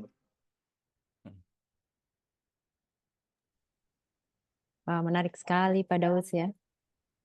Gimana peran teknologi bagi pekerjaan kita untuk saat ini dan ke depannya. Oke. Ya. Saya kira cukup presentasi saya terkait dengan future jobs. Mungkin kita masuki Bapak sharing ya, sharing bersama terkait dengan apa yang Bapak Ibu ketahui terkait dengan materi tadi. Ya. Silakan Bu Mei. Baik, terima kasih Pak Daus. Bapak Ibu, terima kasih masih bergabung dengan kami di sini. Sebelumnya kami ingin menyapa dulu bagi para peserta yang sudah join dengan kami di sini sudah mencapai 308 partisipan. Kalau kami lihat di sini ada beberapa peserta dari seluruh Indonesia sepertinya ya. Ada dari Ogan Ilir. Mana ini dari Ogan Ilir? Jauh sekali sudah nyampe di Makassar ya Bapak Ibu ya. Halo, mana dia? Ada dari mana tadi? Murung Raya. Nah ini saya baru baca juga. Ini ada Murung Raya ini di mana ya? Kayaknya ibu-ibu tadi itu. Nah ada juga dari Lamongan. Nah tadi dari Sumatera kita ke Jawa. Bapak Ibu ada dari Lamongan, dari Batu, dari Sumeneb, dari Malang, Pacitan, Probolinggo, luar biasa ya. Ini Nusantara banget. Terima kasih Bapak Ibu yang jauh di sana sudah bergabung dengan kami di sini. Ada dari Touna juga. Oke, selamat pagi Bapak Ibu. Terima kasih atas waktunya. Ada yang dari sekitaran Makassar ya. Baru, mana lagi Goa, Maros, Sulawesi Barat, Polman. Oke. Wah, terima kasih. Ada juga dari Jambi. Terima kasih dari Jambi. Nanti sekali-sekali ke sini ya, ke Makassar juga, ke Pusat Bank KMP untuk langsung melihat. Kemarin kami ada satu peserta yang jauh-jauh dari Sumatera untuk datang pelatihan di Makassar di sini. Kami sangat welcome. Baik. Nah, untuk dari, oke sebentar, dari Kalimantan juga, Tarakan. Terima kasih ya, ada Ibu Marlina. Terima kasih banyak Bapak Ibu. Baik. Nah, dari yang kita sudah share tadi, Bapak Ibu ya, terkait future of jobs. Jadi sebenarnya kita sudah merasakan ya pekerjaan-pekerjaan yang sudah menguap, yang sudah mengikis ya, sudah berkurang dan pekerjaan yang diproyeksikan akan sangat dibutuhkan ke depan. Hal yang penting sebenarnya bagaimana kita mengantisipasi pekerjaan-pekerjaan yang hilang dan pekerjaan yang akan datang. Nah, yang sebenarnya yang perlu dilihat yang akan datangnya ini pekerjaan sejenis apa. Tadi sudah diperkuat bahwa adopsi teknologi menjadi pengaruh besar dalam pekerjaan-pekerjaan ke depannya nanti dan saat ini juga. Nah, kalau seperti itu, kira-kira kalau kita lihat antisipasi atau mitigasinya apa ya Bapak Ibu ya, agar anak-anak kita nanti kita pun bisa mengantisipasi bahwa pekerjaan tersebut tidak akan bisa kita dapatkan atau mungkin kita meng-create pekerjaan-pekerjaan di masa depan yang membutuhkan orang-orang yang berkualitas seperti itu. Ya. Ada yang mau sharing Bapak Ibu sebelum kita nanti akhiri kegiatan hari ini? Ya, ada Pak Muskamal. Silakan Pak Muskamal. Wah, Pak Terima Muslim. kasih banyak. Terima kasih banyak Bu Mei, Pak Firdaus Hafid selaku narasumber hari ini. Saya kira beliau telah banyak memberikan pencerahannya melalui World Forum Economic ini dengan analisa beliau yang saya kira ini sangat bermanfaat ke depannya. Dan kalau kita kaitkan dengan situasi sekarang ini memang kita perlu bersiap ya dengan merencanakan Indonesia Emas di tahun 2045. Semua prakondisi yang mungkin bisa saja akan tercipta dalam jangka waktu dekat, ataukah mungkin dalam jangka waktu yang lama, pasti arahnya tidak jauh dengan harapan pemerintah untuk bersiap mencapai cita-cita yang baik tersebut. Nah, terkait dengan apa yang telah dijelaskan, ada yang menarik, terutama starting point tentang perkembangan perekonomian di Indonesia, yang justru mesti kita harus lihat juga di dalamnya karena berbicara tentang pertumbuhan ekonomi, tentu untuk saat sekarang ini pertumbuhan ekonomi di Indonesia itu sekarang berada dalam kisaran sekitar 5-6%. Meskipun kita ketahui bahwa ini terkadang ada fluktuasi yang dipengaruhi oleh berbagai faktor. Nah, ada hal yang tadi saya ingin kaitkan dengan apa yang telah disampaikan oleh narasumber tadi mengenai kontribusi terkait dengan sektor-sektor utama yang paling penting di dalam pertumbuhan ekonomi kita, yakni ada hal yang terkait mengenai sektor pertanian, industri, dan jasa. Jadi saya menganggap bahwa memang sudah saatnya ya sektor pertanian itu memang digantikan dengan teknologi AI. Industri dan jasa ini sebagai sektor utama di mana negara kita adalah negara agraris, memang sudah harus melihat bahwa dengan AI itu maka akan lebih cepat memberikan kontribusi terhadap pertumbuhan ekonomi. Itu hal yang penting sekali di situ. Kemudian hal yang berikutnya yang juga mungkin saya sharingkan bahwa terkait tentang investasi asing memang ini juga penting ya. Mengapa saya merasakan bahwa di dalam pertumbuhan ekonomi di Indonesia kita perlu menciptakan iklim investasi yang menarik lebih banyak invest. Nah, ini tentu bisa berdampak positif juga dalam pertumbuhan ekonomi. Sekarang kita coba untuk mencari apakah dalam investasi asing dan domestik ini itu mesti harus dikonstruksi juga dengan AI tersebut. Karena ini adalah hal yang menyangkut tentang bagaimana skill kita di dalam merangkul pihak-pihak asing, kemudian memperkenalkan keunggulan-keunggulan kita, dan kemudian eh, akhirnya bisa berkolaborasi dengan pihak-pihak tersebut. Dan infrastruktur kita dan kesejahteraan, saya kira itu hal yang sangat penting yang mesti kita harus kedepankan nantinya untuk mencapai Indonesia Emas tersebut. Jadi pada dasarnya saya sepakat dengan narasumber dan teman-teman dengan pertanyaan-pertanyaan tadi yang sudah disampaikan.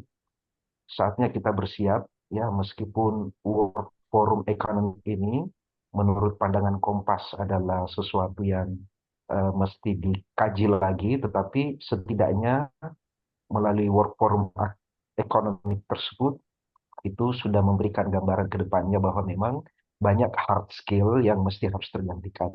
Dan sekarang yang lebih ditekankan adalah bagaimana kolaborasi manusia dengan mesin, kolaborasi manusia dengan aplikasi, tetapi tidak menjatuhkan ataukah tidak mendeterminasi arti pentingnya dari bagaimana kolaborasi manusia itu dengan manusia yang lain.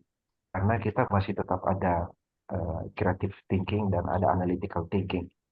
Dan mudah-mudahan seluruh regulasi yang ada di negara kita hari ini itu sedikit banyaknya sudah bergeser, terutama pada aspek kelembagaan dan keorganisasian, karena terus terang perkembangan yang ada sekarang ini di Indonesia, terutama pada aspek kelembagaan kita, sekarang masih berada pada tataran transformasi kelembagaan. Semua kita akan berpikir lebih efektif dan efisien di dalam melaksanakan pekerjaan kita, melaksanakan tugas fungsi kita masing-masing, dan mudah-mudahan setelah itu berakhir kita akan berangkat ke pengembangan SDM, pelayanan publik, standar operasional prosedur, dan hal-hal lain yang lebih penting. Mudah-mudahan Oke. dengan adanya ini semua bisa kita bergerak ke arah situ. Saya kira demikian. Ya, Terima kasih ya, banyak. ya. Terima kasih Pak Muskamal ya atas tambahannya dan pencerahannya. Oke. Pak Daus, kita ada alumni nih. Pak Ikram dari Imigrasi Mamuju ingin sharing juga. Silakan Pak Ikram. Baik, Halo Pak Ikram. Raise hand ya? Oke. Mungkin Pak Satpol baru dulu kali ini. Tadi lebih dulu dari saya. baru pas satpol baru Oh, sat- bukan satpol baru, tapi satpol dari baru. Bapak RW. Tapi kalau saya duluan juga nggak apa-apa, Bu. Jadi singkat saja, Bapak izin ada 3 hal yang ingin saya tanyakan. Yang pertama terkait artificial intelligence ini. Sejauh mana kita membatasi artificial intelligence ini, Pak, di dalam pekerjaan kita? Artinya jangan sampai nanti kemudian artificial intelligence itu kemudian menimbulkan malapetaka di kemudian hari. Yang pertama. Yang kedua, apakah memungkinkan otomatisasi pekerjaan ini tidak kemudian mengurangi peluang pekerjaan bagi manusia, Pak? Jadi justru otomatisasi ini justru kita cari bagaimana kemudian dapat menimbulkan lapangan-lapangan pekerjaan baru. Ini juga saya minta perspektif dari Bapak. Kemudian yang ketiga dari keamanan cyber, Pak. Di sekitar sebulan lalu, Indonesia itu agak chaos, Pak, dengan adanya ransomware ketika pusat data nasional itu kemudian mengalami gangguan karena ada ransomware. Itu berpengaruh pada layanan publik, di mana termasuk imigrasi sendiri kami tidak dapat melakukan pemeriksaan perlintasan dengan efektif ketika terjadi serangan ransomware itu di pusat data nasional, karena memang data-data kami tersimpan di sana. Itu membuat chaos bahwa proses pemeriksaan orang masuk dan keluar di bandara. Yang terakhir kemarin kita ketahui bersama bagaimana Microsoft juga terkena dampak yang sangat besar dengan adanya update sistem keamanan dari salah satu perusahaan pendukung Microsoft itu sendiri. Nah, dari perspektif keamanan cyber, Pak, bagaimana pandangan Bapak? Kemudian otomatisasi yang kemudian sudah kita terapkan, tapi justru pada satu saat akan menimbulkan masalah juga bagi pekerjaan-pekerjaan kita. Ini aja Bu dari saya. Terima kasih. Ya. Terima kasih Pak Ikram. Gimana kabarnya Pak Ikram? Sehat ya? Sehat Bu. Di Ya, Mamuju sehat. alhamdulillah. Sekarang Pak Ikram sudah di Mamuju ya. Oke. Baik, terima kasih. Ya, gimana nih Pak Daus kalau kita lihat nih malapetaka malapetaka AI gitu ya. Pasti ada negatifnya juga, ada kendalanya. Oke, baik, makasih Bu Mei, makasih Pak Muskapal dengan Pak Ikram tadi sudah memberikan pandangan, membuat kita harus berpikir lebih jauh terkait dengan future jobs ini. Pak Muskamal tadi terkait dengan itu sektor pertanian, industri dan jasa itu akan menghadapi pengaruh yang luar biasa dari perkembangan teknologi. Dan kita ketahui bahwa pertanian dengan rekayasa teknologi yang begitu masif untuk menghasilkan pangan yang bisa memenuhi kebutuhan manusia, dan itu menjadi perhatian seluruh negara di dunia ini. Begitu pula industri sudah dari dulu sebetulnya mass production itu sudah dicanangkan, tetapi dengan adanya penggunaan teknologi lebih masif lagi, sehingga nantinya ke depannya akan peran manusia dalam industri itu akan berkurang. Jadi tenaga kerja yang mengerjakan pekerjaan rutinitas bisa digantikan dengan robot, robot. Kemudian jasa juga seperti itu, seperti misalnya jasa kurir misalnya. Kita ke depannya bisa memungkinkan pekerjaan itu akan hilang dan akan digantikan oleh misalnya drone. Ada drone. Seperti tadi juga saya jelaskan, supir bisa saja digantikan oleh self-driving car, seperti yang sekarang dikembangkan oleh Tesla. Seperti juga desainer, sales, itu memungkinkan untuk digantikan oleh artificial intelligence. Kemudian Pak Ikram tadi yang sejauh mana kita batasi, ya saya belum menemukan aturan yang mengatur sejauh ini terkait dengan artificial intelligence. Nah, tetapi kita harapkan nantinya sejauh mana artificial intelligence ini bisa diatur dalam peraturan atau kebijakan pemerintah sehingga tidak menimbulkan dampak negatif ya apabila ada yang mau menggunakan artificial intelligence ini misalnya untuk melakukan kejahatan misalnya, hal-hal. Kemudian ya tidak bisa dipungkiri bahwa otomatisasi administrasi itu ya mau kita harus hadapi nantinya, dan akan menghilangkan pekerjaan-pekerjaan tertentu seperti tadi dijelaskan, seperti sekretaris administrasi perkantoran.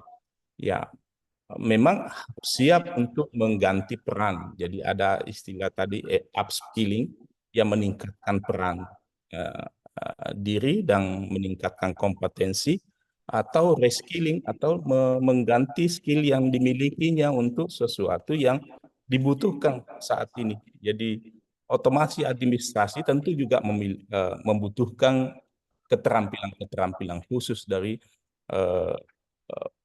penerapan otomatisasi itu. Jadi orang yang memiliki keterampilan masa lalu misalnya secara manual harus meningkatkan kemampuannya dari sisi teknologi sehingga bisa terlibat dalam otomatisasi pelayanan itu. Kemudian tadi terkait dengan chaos ya, yang ransomware ya di pusat data nasional ya, memang dari data ini tadi yang saya sampaikan itu ada menampilkan tadi salah satu yang paling dibutuhkan adalah security cyber ini. Nah, ini juga harus kita sikapi, dan tadi disampaikan bahwa pekerjaan dari security cyber ini nanti juga dibutuhkan di masa yang akan datang. Karena belum apa-apa ini, kita sudah mendapatkan serangan seperti itu, ya, yang ransomware, sehingga menjadi kolap. Bayangkan ini, Pusat Data Nasional diserang. Ya, bahkan saya baca itu minta tebusan sekian miliar untuk memulihkan itu kembali. Betapa pentingnya pekerjaan-pekerjaan itu di masa yang akan datang, sehingga perlu kita sikapi saat ini ya untuk bisa menghadapi tantangan seperti itu. Saya kira itu Pak Ikran. Makasih. Ada lagi? Ya, ada Pak Satpol Kabupaten Baru.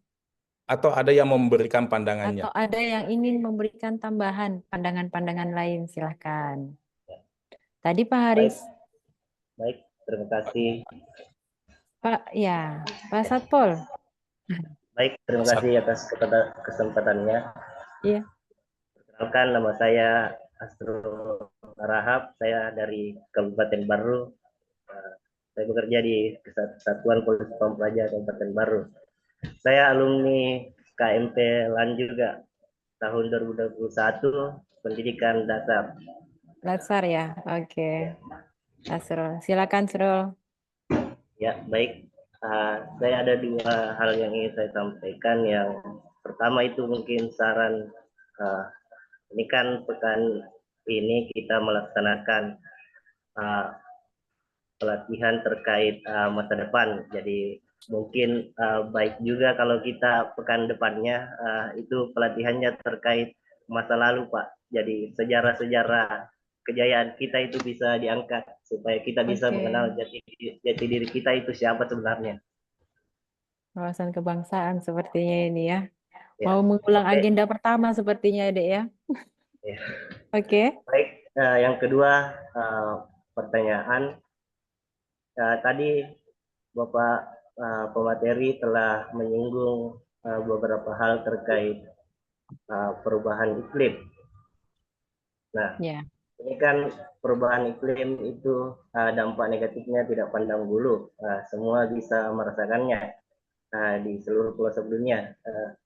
Terkait tadi masalah kemungkinan penurunan produksi pada hasil pertanian, juga dampak pemanasan global, dunia semakin panas.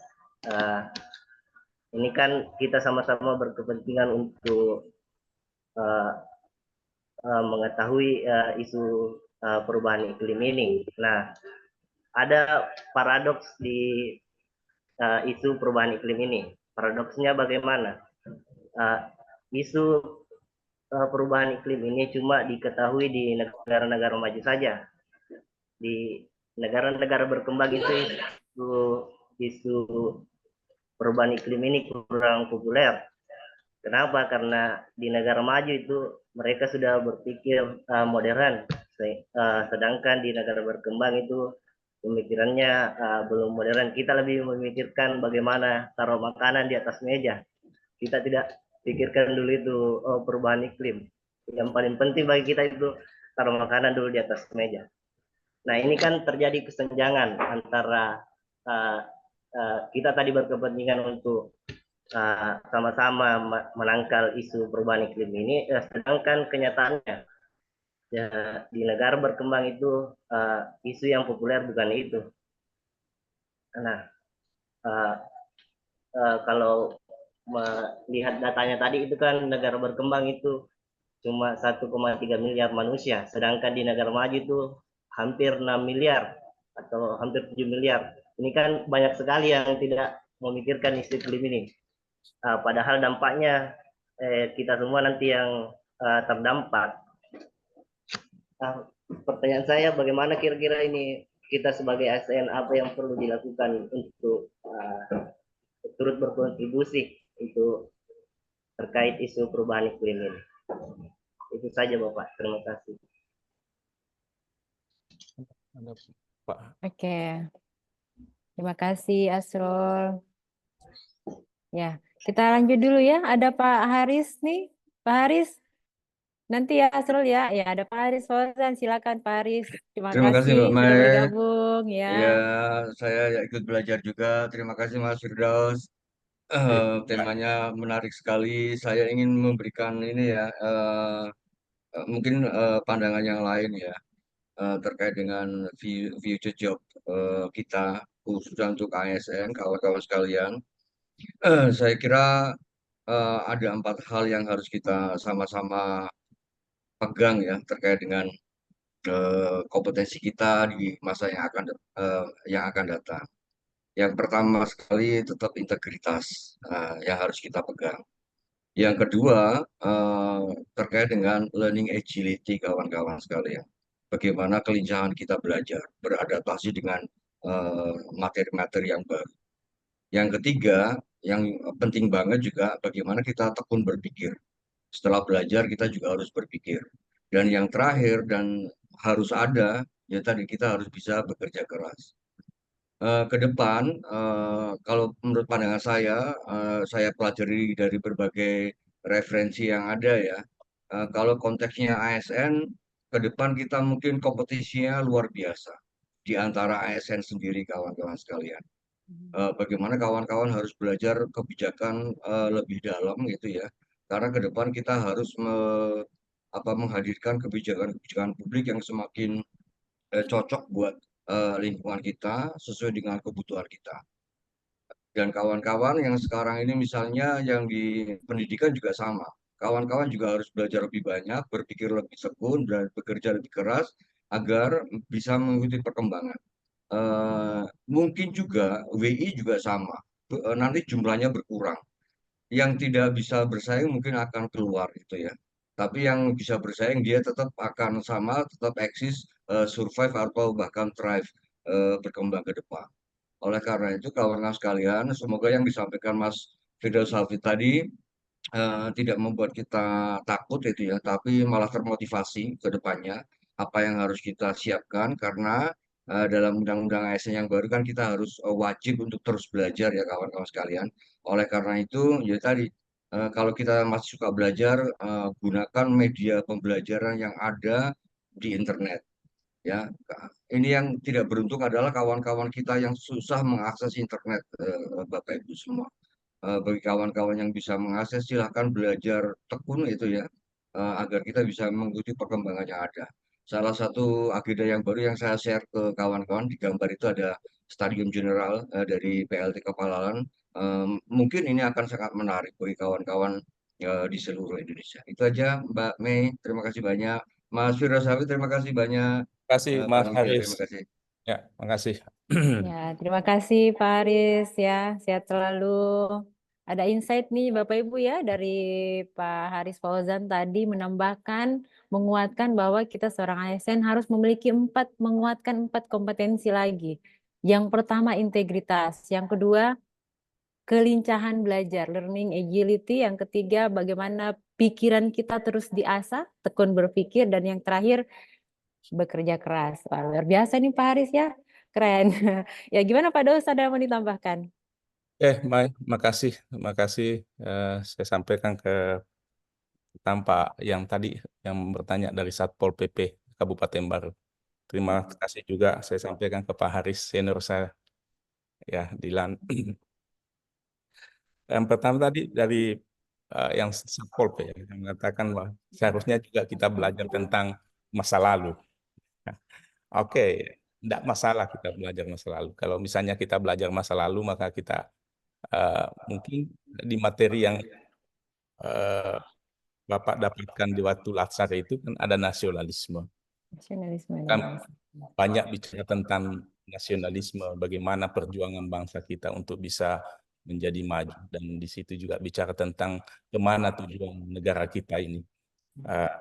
Kemudian tadi juga disinggung mengenai adanya perubahan iklim ya, yang saat ini tadi disinggung bahwa teknologi pertanian untuk menghadirkan pangan untuk kebutuhan manusia itu saat ini sangat dibutuhkan, dan kita di negara berkembang sebetulnya berada di zona nyaman. di zona nyaman karena banyak yang tersedia. Tapi di negara-negara yang maju yang sudah merasakan bahwa dampaknya apabila mereka kekurangan pangan itu sangat besar sekali, makanya mereka selalu melakukan penelitian menghasilkan bagaimana rekayasa teknologi untuk menghasilkan pangan yang lebih baik dan lebih banyak bisa mencukupi kebutuhan mereka. Ya, seperti tadi yang saya katakan dengan peran Ukraina dan Rusia ini, maka negara-negara Eropa itu sangat berdampak dari sisi pangan karena diblokir pangan mereka, sedangkan produksi dalam negeri mereka sangat terbatas. Ya, kita di Indonesia sebagai negara berkembang memang ya tidak terlalu merasakan karena kita berada di zona nyaman yang masih terus berproduksi, masih ada yang bisa kita lakukan.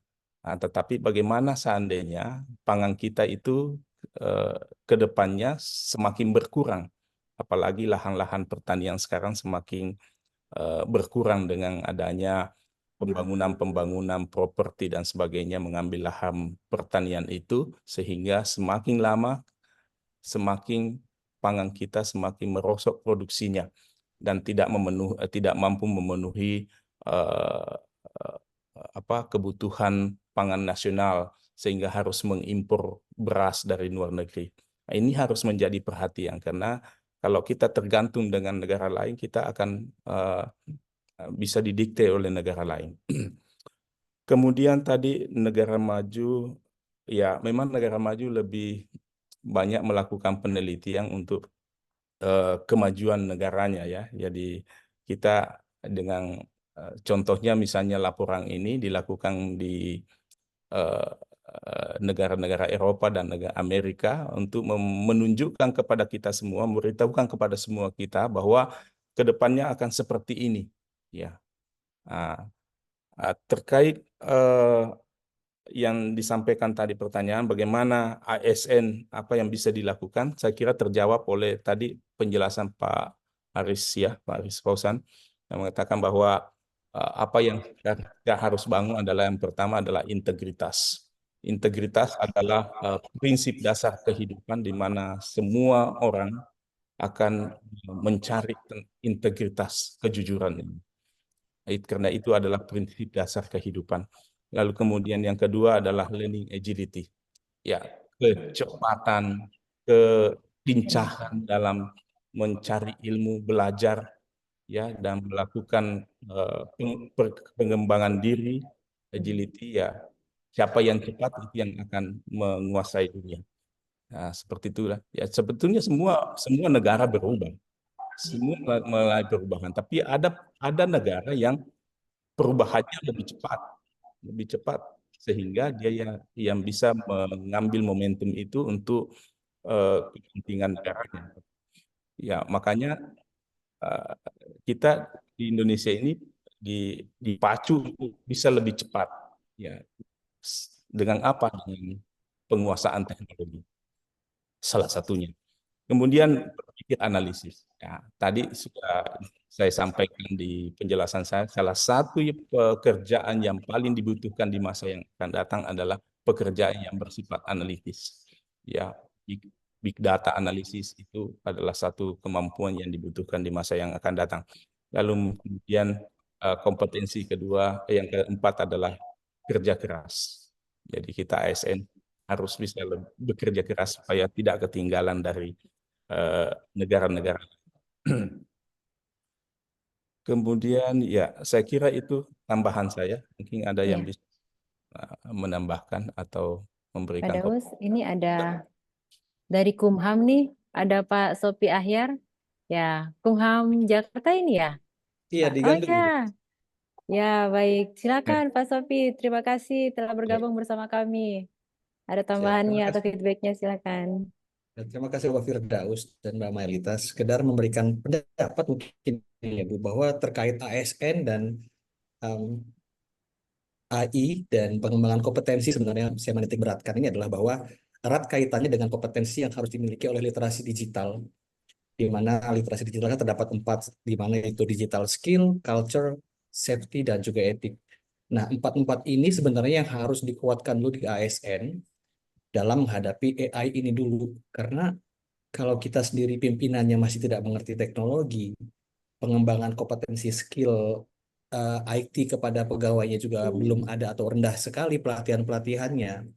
Jadi ya ASN pengetahuan teknologinya hanya sebatas print, edit PDF, convert PDF, Zoom, dan lain-lain gitu loh. Sehingga ketika dia tidak memiliki skill yang baik terhadap teknologi, digital culture dan etiknya juga tidak ada, jadi AI itu menjadi sebuah ancaman, plagiasi dan lain-lain.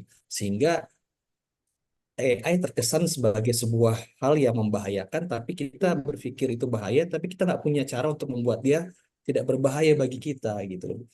Yang perlu diperhatikan dan menjadi poin penting adalah bagaimana ASN ini memiliki kompetensi digital dulu, literasi digital, sehingga tidak terjadi yang namanya pelanggaran, penipuan yang menjadi korban atau menjadi pelaku. Nah, setelah itu barusan deh levelnya baru deh tahapnya ke AI deh gitu loh. Tapi kalau dasar-dasar dari teknologinya juga kita belum begitu paham, ya akan terus menjadi momok bagi kita, Bu. Itu Pak, izin Pak pendapat dari saya, Pak. Terima kasih Pak Firdaus, Mbak Mailita. Makasih Pak Mantap Sobi. ya. Dikuatkan lagi nih, ada 4 pilarnya tadi ya, digital skill, ethics, safety, dan culture ya. Gimana Pak Dus? Ya, saya sepakat sekali dengan ini ya. Jadi ada ya skill kan itu. 4 pilar. Jadi skill itu, kemampuan itu kan harus Digital. dibangun dari sisi pengetahuannya dulu dengan keterampilannya dan sikap perilaku terhadap teknologi itu ya. Jadi tentu juga akan nanti berdampak pada bagaimana membangun culture budaya, budaya dan keamanan dari penggunaan teknologi itu. Saya kira itu sangat penting. Itu seharusnya menjadi ranah kebijakan yang harusnya diatur nantinya ya. Karena kalau tidak bisa kebablasan kita ini, ya bisa kebablasan dari penggunaan teknologi yang tidak ada batasan-batasannya.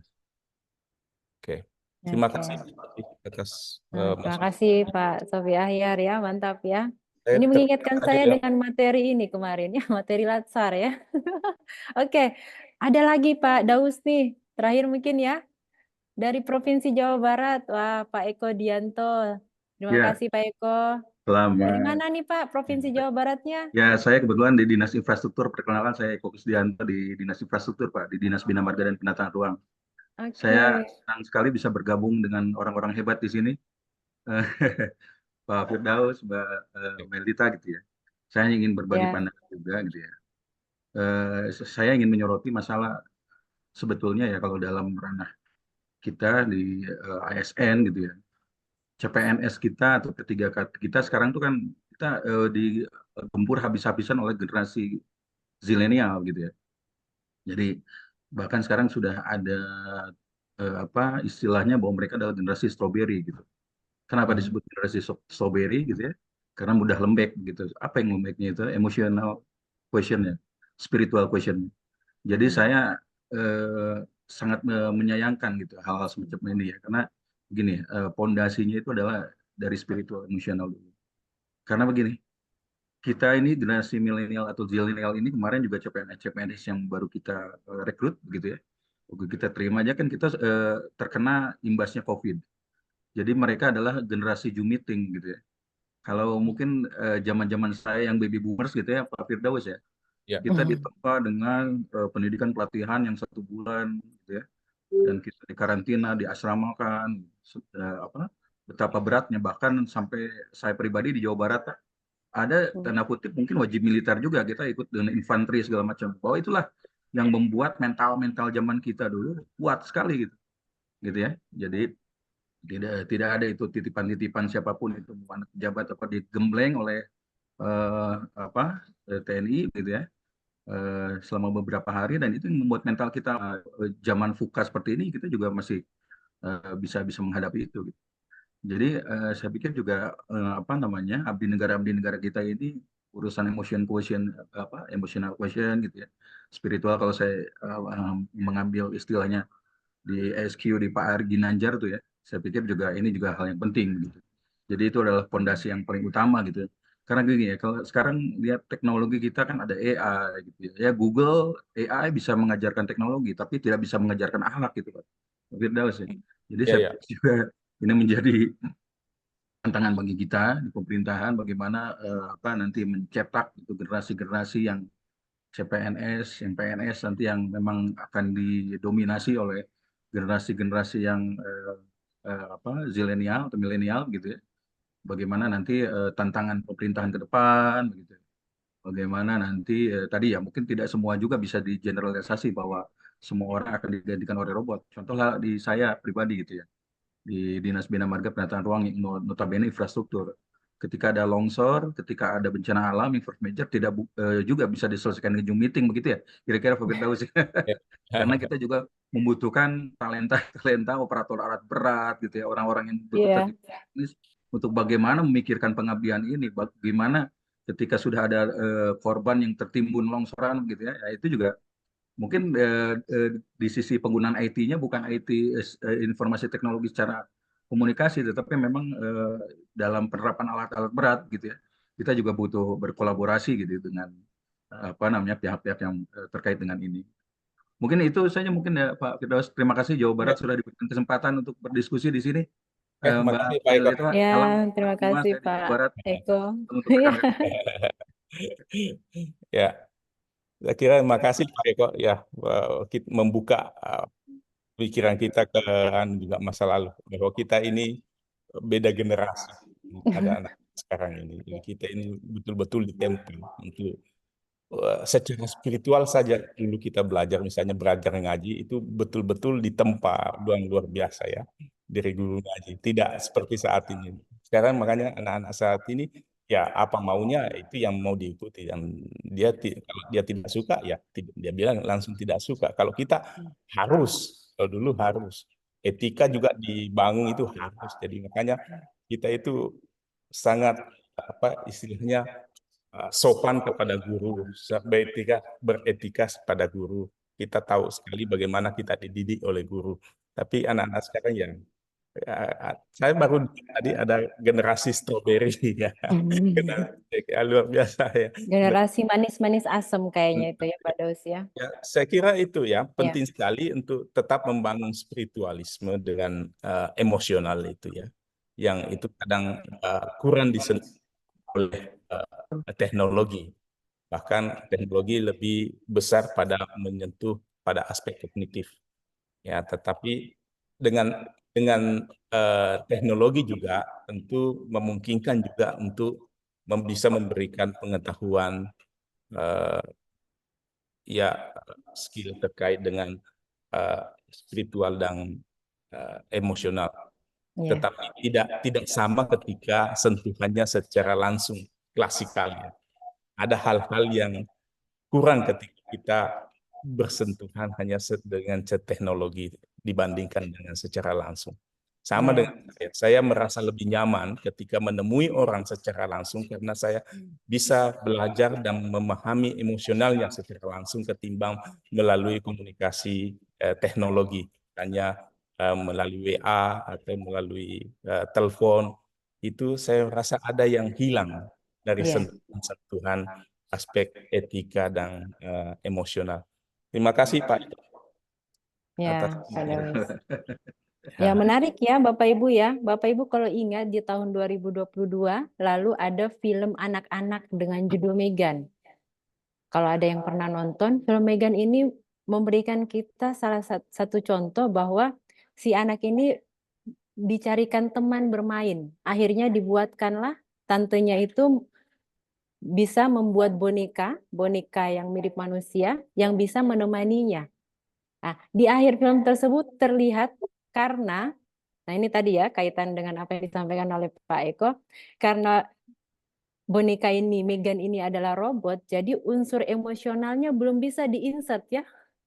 Jadi pada saat error bisa menjadi bahaya, bisa melukai, membanting, membunuh anjing tetangga karena merasa temannya, karena sudah disetting untuk melindungi si anak ini, jadi kalau ada yang nakal akhirnya jadi ekstrim gitu ya responnya. Nah itu sebenarnya film-film tersebut menjadi pelajaran juga bahwa unsur-unsur AI ini memang harus kita perhatikan baik-baik ya Bapak Ibu ya. Seperti apa kebermanfaatan dan kekurangannya nanti.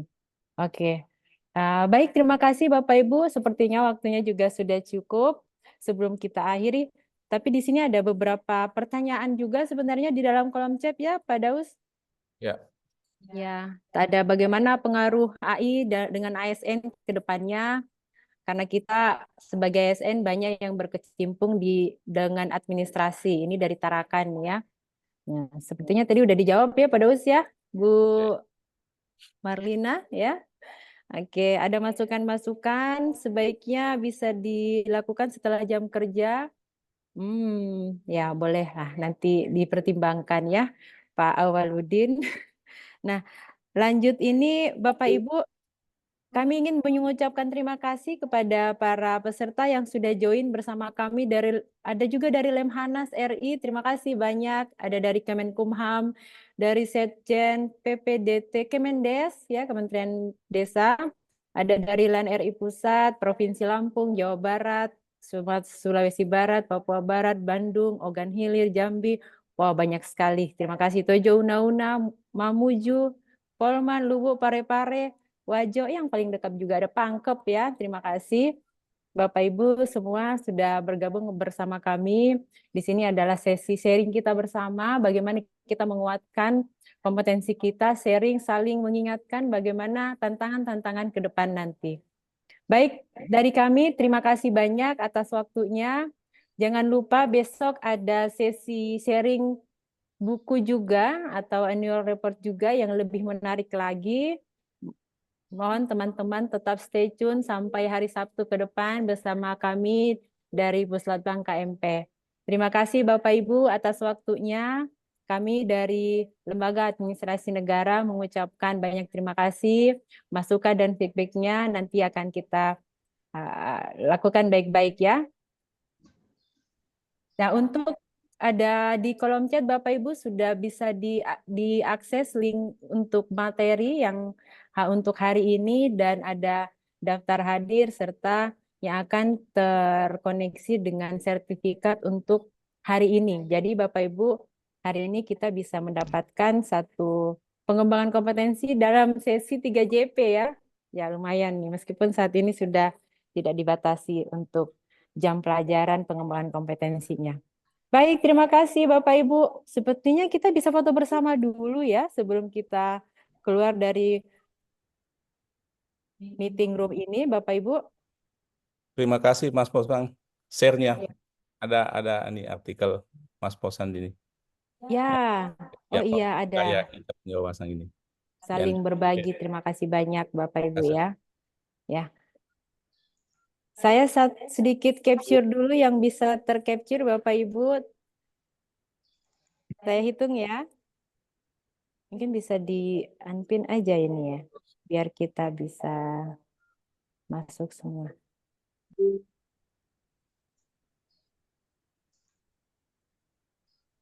Ya, satu kali capture.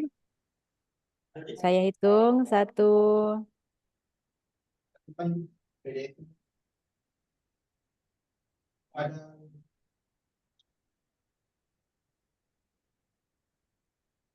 Jaringannya kayaknya kurang.